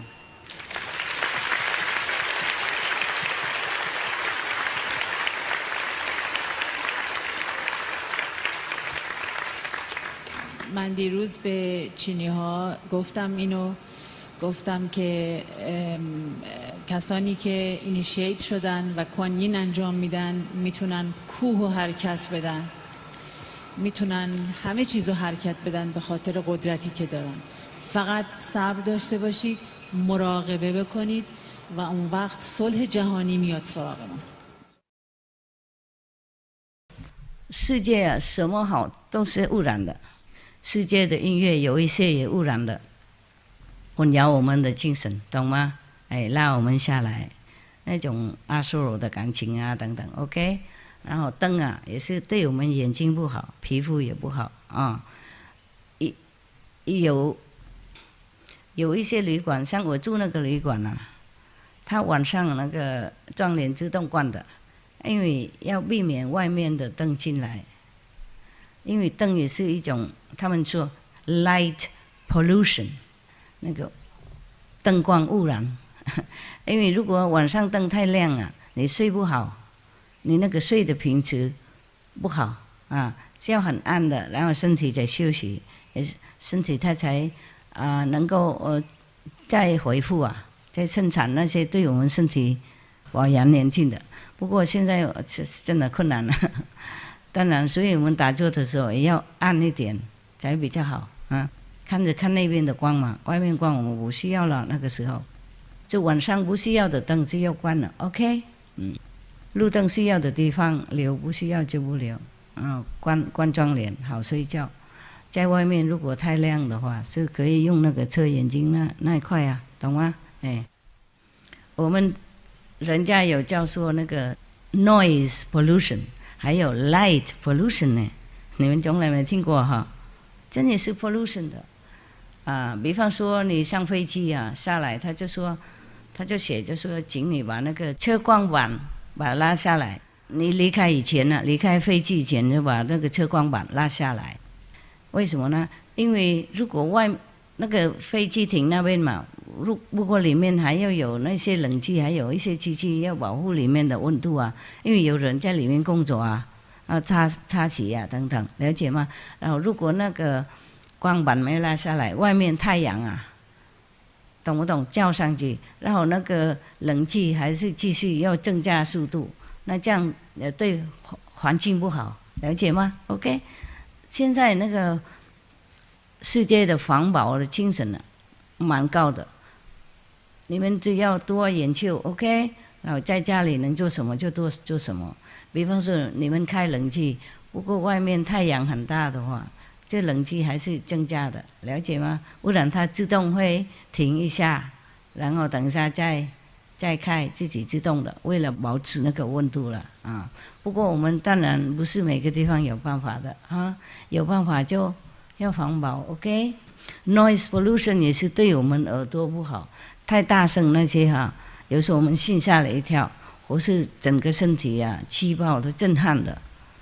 就像那些有一些开摩托车很大声那些啊，就不对了，对人类的身体不好，了解吗？精神震撼的话，身体也会影响，常常这样子就不好了。OK， 那些战争的国家，因为他们打仗啊，有时候那个像炸弹啊那些啊，或是那个很大的武器啊，声音很大嘛，那些地方小孩都是精神不稳的，不好的。老人那些身体更被影响了，了解吗 ？OK， 多数人都会被影响的。Noise pollution. This is another Sufi story, Muslim story. Okay, here comes. The prophet Isaiah once said that they shall not hurt or destroy in all my holy mountain, for the earth shall be full of the knowledge of the Lord as the waters cover the sea. I mean, we don't hurt anyone, we don't destroy anyone. Because even if you think nobody knows it, the earth knows it, yeah? And the mountain knows it, and the trees know what you're doing. And we always have invisible beings who are watching our action, every move, okay? Now this is a story about a devoted Muslim. When Hazrat Junad Baghdadi, Arabic, Hazrat Junad Baghdadi. Hazrat Yunus Baghdadi. Okay, how clever. Even could pronounce Arabic. He was going to Mecca on a pilgrimage. He came across a poor dog that had been injured. All 4 of the dog's legs were broken. I must do something to help this poor creature. But I'm going to Mecca. How can I carry this dog with me? Besides, it's dirty, he thought to himself. But on second thought, he felt sorry for the dog and picked up the poor creature in his arms to take it to a well, where he could get some water to wash and dress the dog's wounds. He paid no attention to the fact that his clothes were being ruined by the blood from the dog's wound. This is very similar to the story of the Buddha and Jesus, no? You know, right? Or not? You know the story of the Buddha who loves animals? And Jesus? The Buddha, when he was walking next to a hill, yeah, and he saw a shepherd with his sheep, you know, going up the hill. And there was one sheep who was lame. Yeah, he could not walk very fast, so he was always lagging behind, yeah. And the shepherd always kick him, beat him up, you know, push him to make him go faster. And the poor creature, the more he beat, the more he kicked, the worse he felt, yeah, and he's weakened and he could walk no longer. But the shepherd was not relenting. So the Buddha saw all that and he felt so sorry for the sheep. And he said, could I carry your sheep? And the shepherd was very surprised and said, oh, why? But he's just a sick, an animal. And the Buddha said, be what it is, I would like to carry your sheep up to the hill. So the shepherd said, yeah, go ahead. Yeah. He was kind of laughing and thinking, what a crazy man, you know? So the Buddha was so happy and he carried the sheep in his arms and walked all the way up to the hill so that this lamb can catch up with the rest of the herd and then grazing up there on the hill. And after that, the Buddha left and went his way. Similar thing with Jesus. Yes, one time he saw also similar situation. No? Anybody knows? No? Yes. Jesus also offered to carry a lamp like that because he was weak. Now you can see most of the enlightened master, they are also very compassionate. Yes, they cannot bear to see the weak and poor suffer. So how can anybody imagine that the Buddha eat the pig's feet and Jesus eat the fish and whatever not that they put into their mouths? Since they have all gone already, they cannot talk back. But being such a compassionate beings like that, I don't ever think that the Buddha or Jesus would have eaten the flesh of any creature. Yeah? Okay. Because they have already reached the state of being one with all creation, with all creatures. So whatever the other creature feels, he would feel the same, like as if he himself got hurt. Yes. Therefore, if we follow Buddha or Jesus, definitely we must know compassion, number one. Okay? Being a master like that, revered by all corners of the nation at that time, or even neighbor nations. And he offered to carry a sick lamb, because they cannot walk.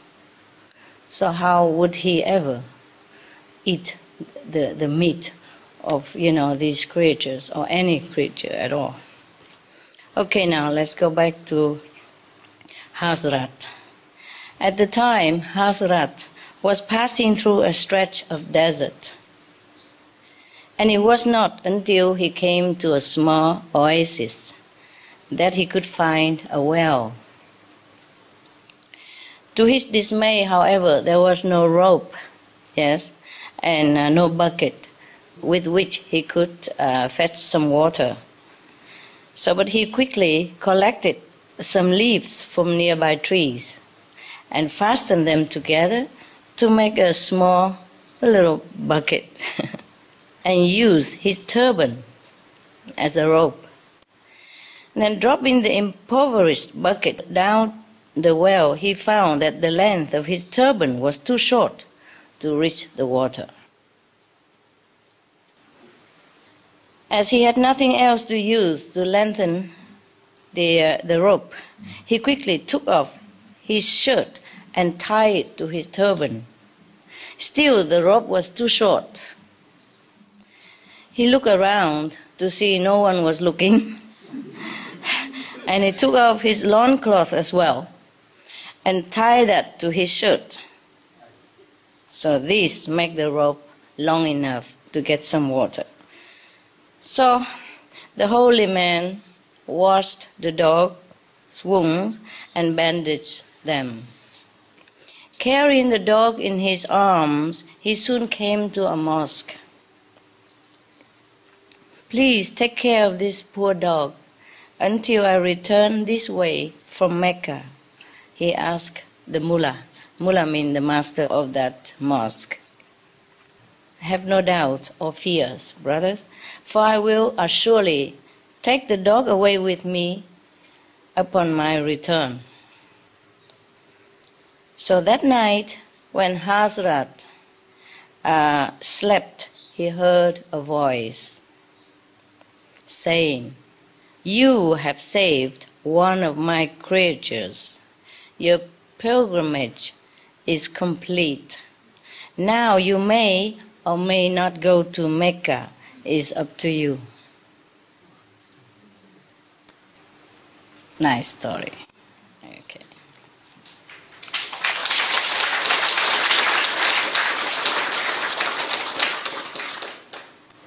So this is a true follower of Muhammad the Prophet. Yes. We are only the true disciples or followers when we do exactly the way would please the Master. Yes, the way the Master would do it himself. or herself. We cannot proclaim to say, I am belonging to this and that religion, when we do not do the same what the founder of that religion would have done, or have done it, in similar circumstance.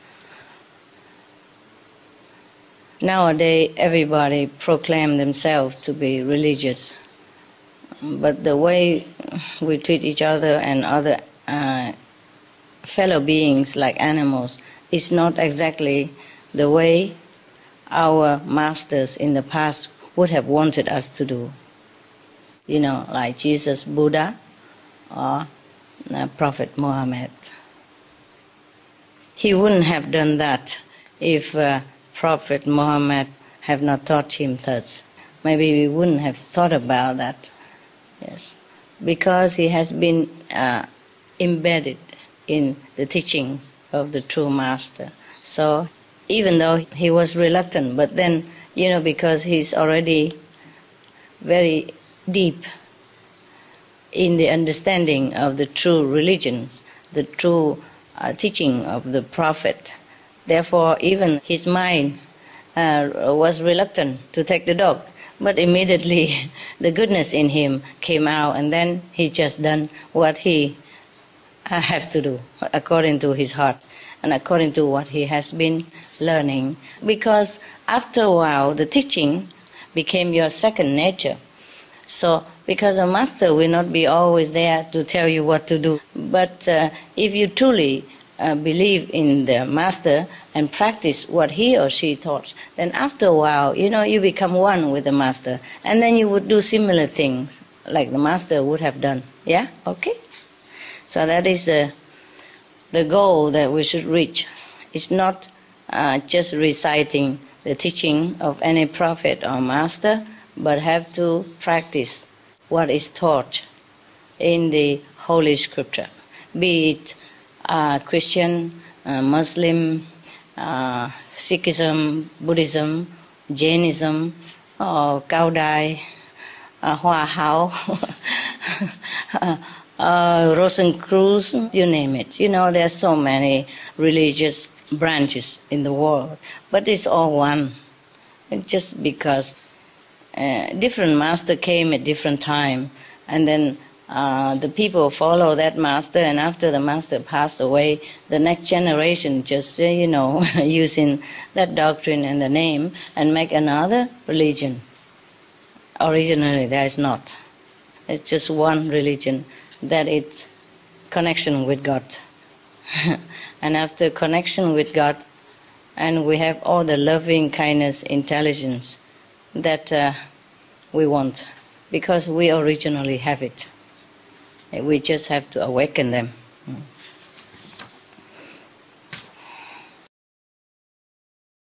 It's like this. Praying with utmost sincerity does help, does help individually or a small group, but not for the whole world, okay? For example, if one of your friends or family members are sick, and you pray with all your might to help that person to recover and lessen the pain, or a group of your friends having trouble, maybe many people sit together and pray, then get these persons out of danger, etc., or minimize their danger, for example, then it works. But it doesn't work for the whole world. I'm so sorry, okay? Is there a specific prayer or a form of praying? No. You just have to be sincere and specific in your prayers. For example, I want my friend, Mr. John, to get well. Yes? And sometimes it would be good. Your prayer would be almost immediate effect if you give your spiritual point to that specific request. I see. Even to your dogs, your cats. If they're sick and you want them to be more comfortable, you have to give like a couple or several millions of spiritual points. Wow. Prayers alone not always work. Depends on how grave the situation is, okay? Yes, Master. Thank you, Master. You're welcome, my love.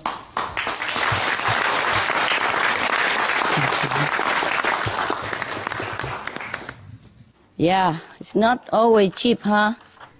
Nothing free in this world, baby. There's something I want to share with you. But these things I have told you a lot of times. But since some of you seems not to have understood or not to remember, I try to remind you again about how to sit in a better, peaceful meditation. Number one, you meditate in group. You do group meditation, either in your house or in the center, the official center. It's always helpful when you sit together in meditation. To some of you, if you find sitting face-to-face more strong or more assuring, then you could do that. And before that, you should wash your face with cool water. Then you'll be more awakened during meditation. And before washing face, or after washing face, you could walk around for a while, preferably in the fresh air. For many of you, my teaching verbally is still very, very useful. So please try to watch more video, listen more to the tapes, and put them into practice.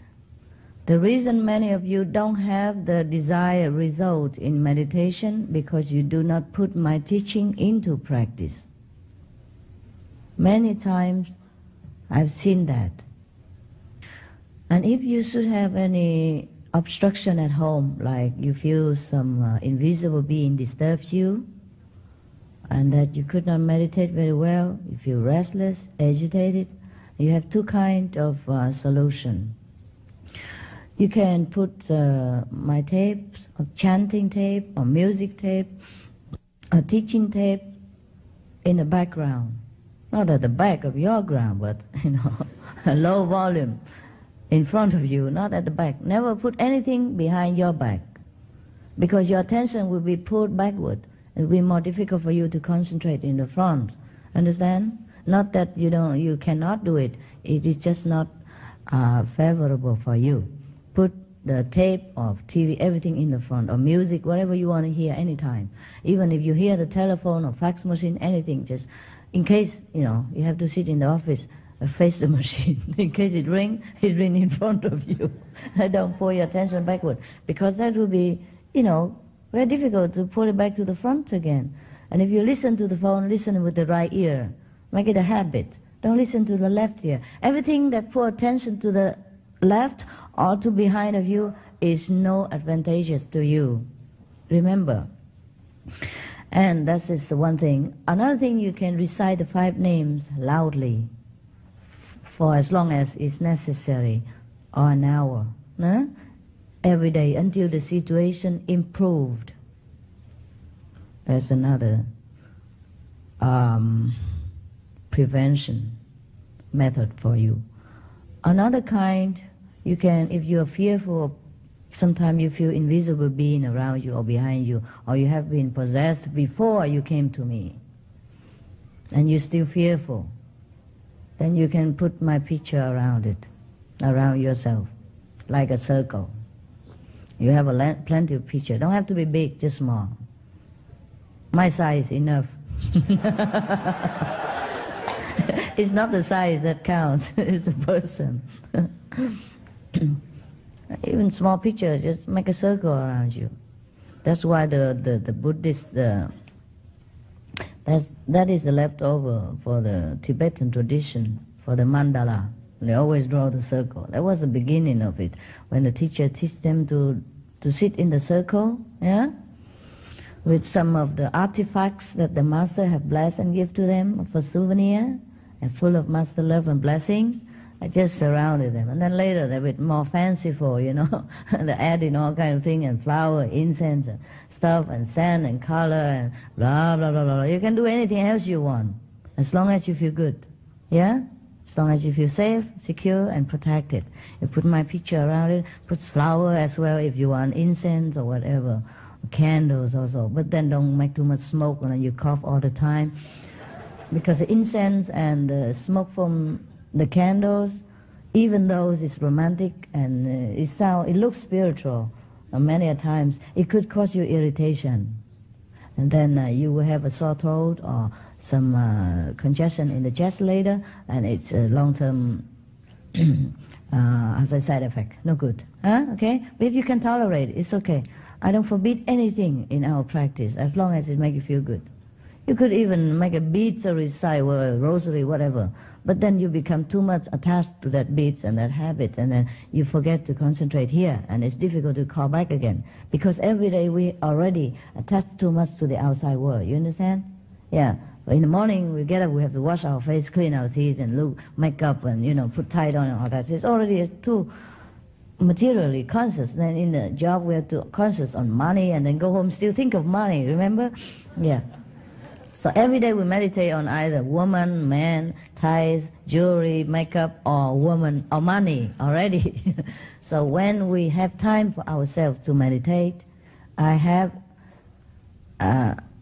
or any master, I just learn it from them. Okay? When I say I, it's just a habit. We. We should, we should put our attention inward. That's why. Not that any master or I myself for that reason forbid you to do this, do that, because we're fanatic, because we're authoritative. It's not true. Understand now? Yeah? When we ourselves, we should just forget everything else. Just concentrate inside the wisdom center. Actually, when you look with the wisdom eye, it's inside. And besides, we are not inside, we are not outside, we are not anywhere. So it's just a matter of speaking, so you know how to do it physically. Otherwise, when you close your eyes, you shut your ears, and then everything else is inside. Then you have no contact with the physical world that much. That's why. That's why you be inside and be alone with yourself. And then know yourself, realize yourself again, that you are the Spirit, that you are God, that you are the Buddha. And that's why all the rosary and the beads and all that, at that time, it would be more detrimental, more obstructing to our concentration. It's not that it's no good. Everything reminds you of God is good. The picture, a rosary, a cross, a Buddha statue, anything welcome. Except when you meditate, it is better to put down everything, absolutely, because you are the Buddha, you are the cross, you are God. There is no need any other reminder stuff. But the mandala, it's just to protect you. Suppose when sometimes some of the people, some rare individual, have fear of the invisible being that disturbed them before, and the haunted memories still disturb them, or fear of darkness, then that's why in the old time they light a candle to meditate, so that person don't feel fearful. So sometimes I advise some of you can leave the light on, and that's all right. But doesn't mean that we have to do it all the time, or everybody has to do it. But then one learn from another and say, oh, I feel good after the candle is on and all that. And everybody does that. It has become a habit. It should not be that way. When you sit, you be alone. No need any artifact. No need candle, no need flower, no need incense. Everything is distracting you anyhow. The candle flicker. The incense smell and and then you sit there and you think, this is frankincense. I don't like it. I like sandalwood better. And then you argue with yourself back and forth, and then 2 hours gone. Yeah, next time you put some other flower. Oh, rose. I'm allergic to rose. I prefer chrysanthemum. And blah, blah, blah. And then you spend all the time going out and buy chrysanthemum. Just because the neighbor told you that when he meditated, he put chrysanthemum and looked like Master came and it feels so good and I meditate better. Blind faith is detrimental. It's detrimental to your practice. Everything everyone tell you, including my speech, you should prove it.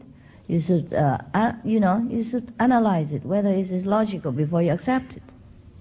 You can also massage your wisdom eye with a little oil, you know, or alone. If it's too dry, then with the oil it goes smoother. This also help with the wrinkle, I guess. Some old person like me.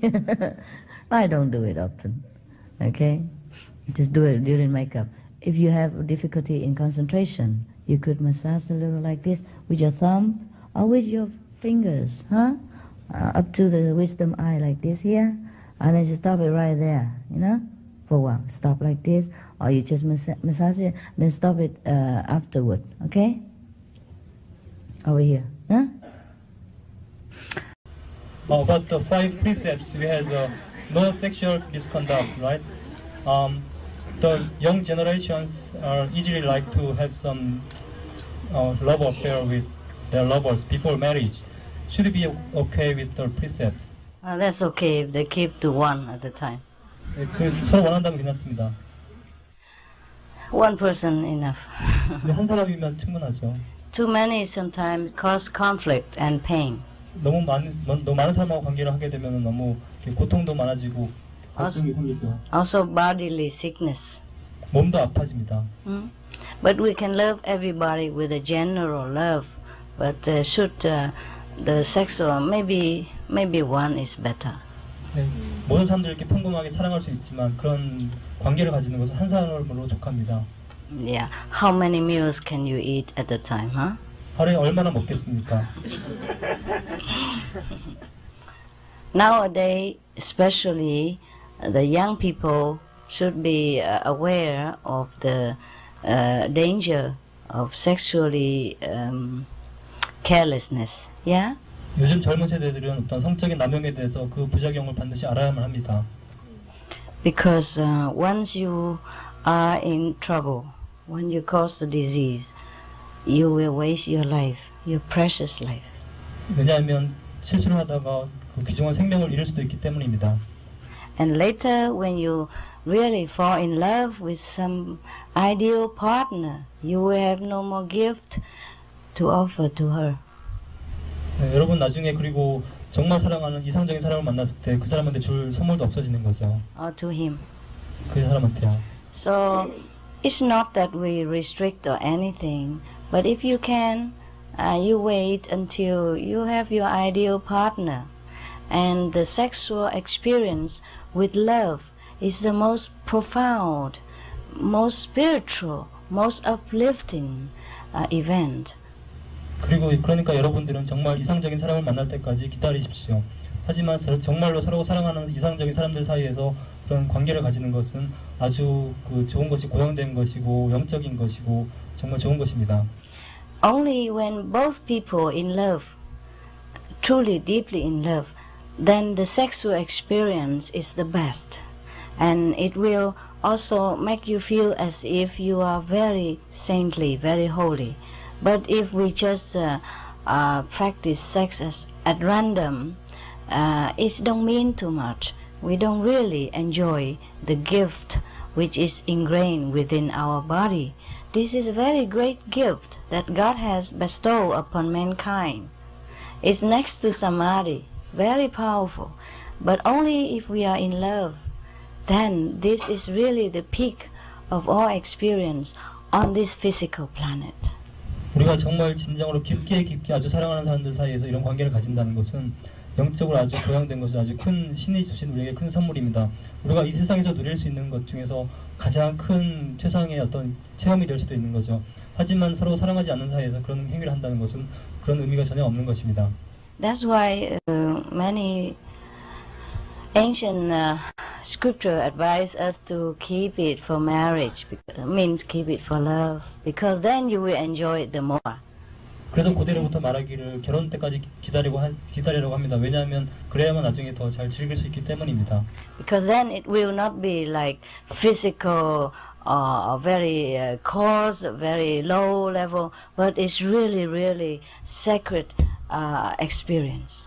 네, 그래야만 그때서는 이제 육체적이고 아주 낮은 차원의 것이 아니라 아주 높고 어떤 고상한 것이 영적인 것이 그런 체험이 되기 때문입니다. Yeah. Any room I feel like there's a wall, there's a limit. I can also like it. It doesn't matter too much. So, but in Taiwan, finally, because we could not build any bigger halls or whatever, small building here and there, I let them come up and meditate. But I think because of that, it's no good for them.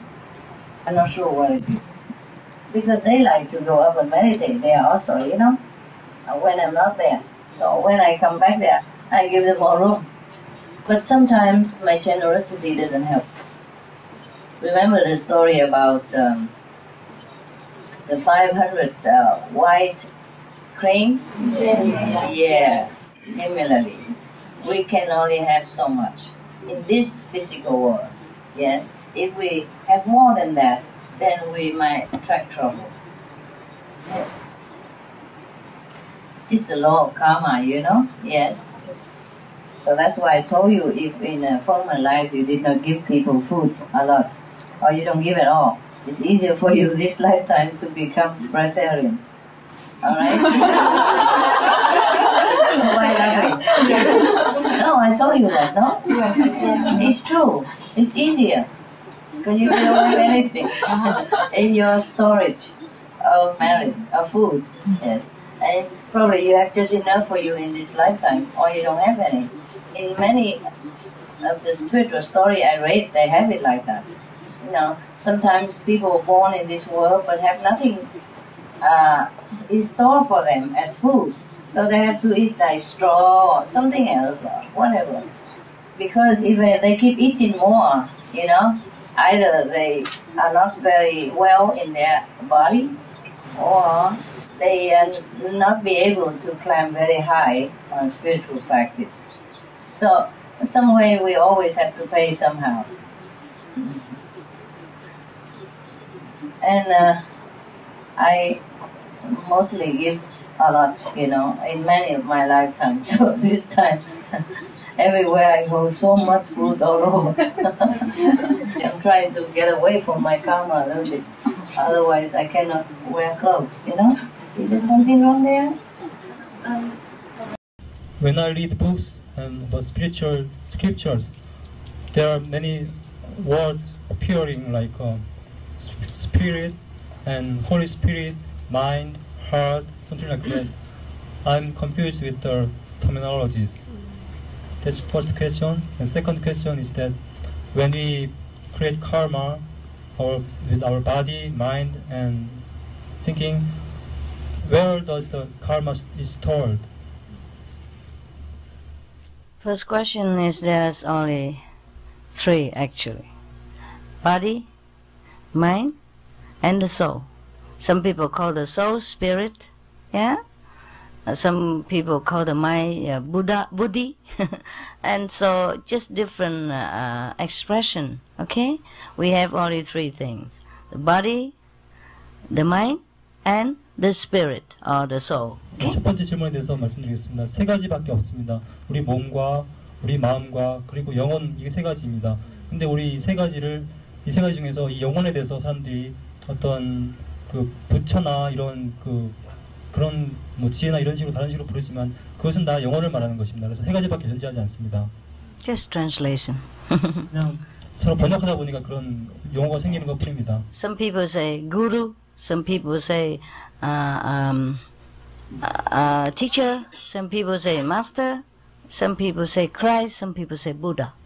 사람 따라서 어떤 사람들은 스승, 선생님, 그리고 부처님, 예수님 이렇게 부르는 것 뿐이죠. Okay.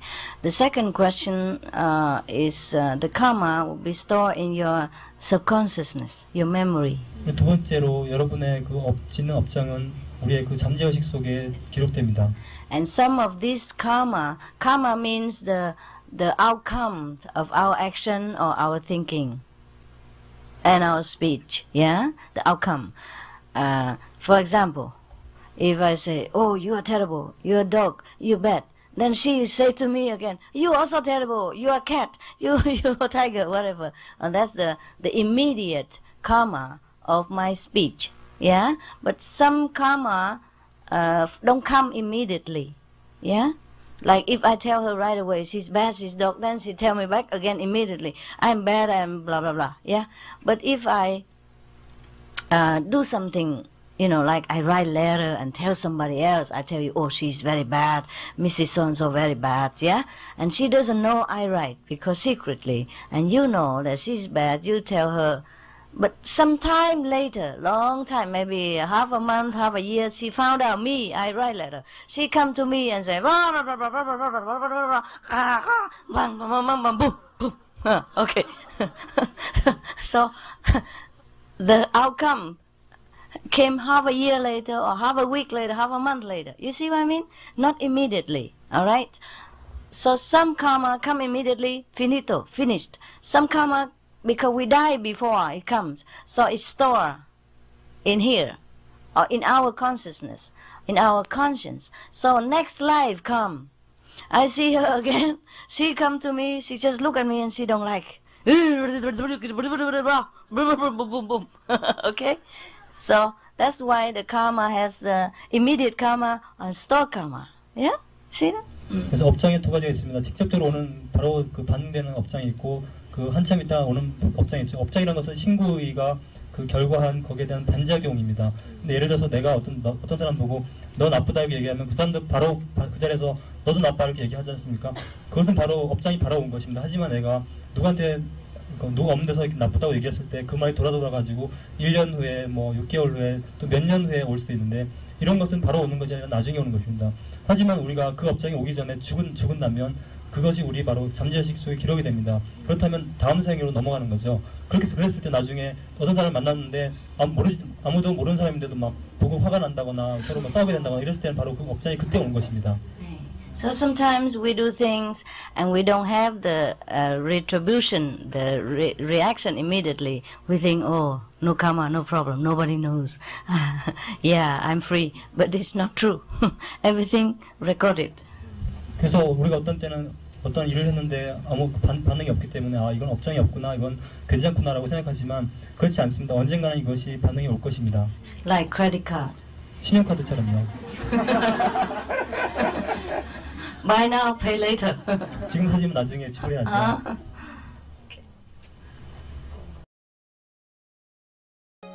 An unfertilized chicken egg is not an embryo. It will never develop into a life form since it is unfertilized. Why is it wrong to eat eggs? Yes, there are two reasons. First, the egg has consciousness in itself. Otherwise, the sperm could not make an egg become a chicken. You know, there's half consciousness here, half there. Because nowadays, I have told you last night that the conception doesn't matter in what form. It's a chosen process. The egg did choose whichever partner it want to observe. And this is already proved by a scientist. I have the information about this. So do not tell me that egg doesn't have any feeling or doesn't have consciousness. It chooses its partner to make life. So if a partner doesn't come, and then she's waiting there only, doesn't mean she doesn't have any feeling or consciousness. That is the first reason.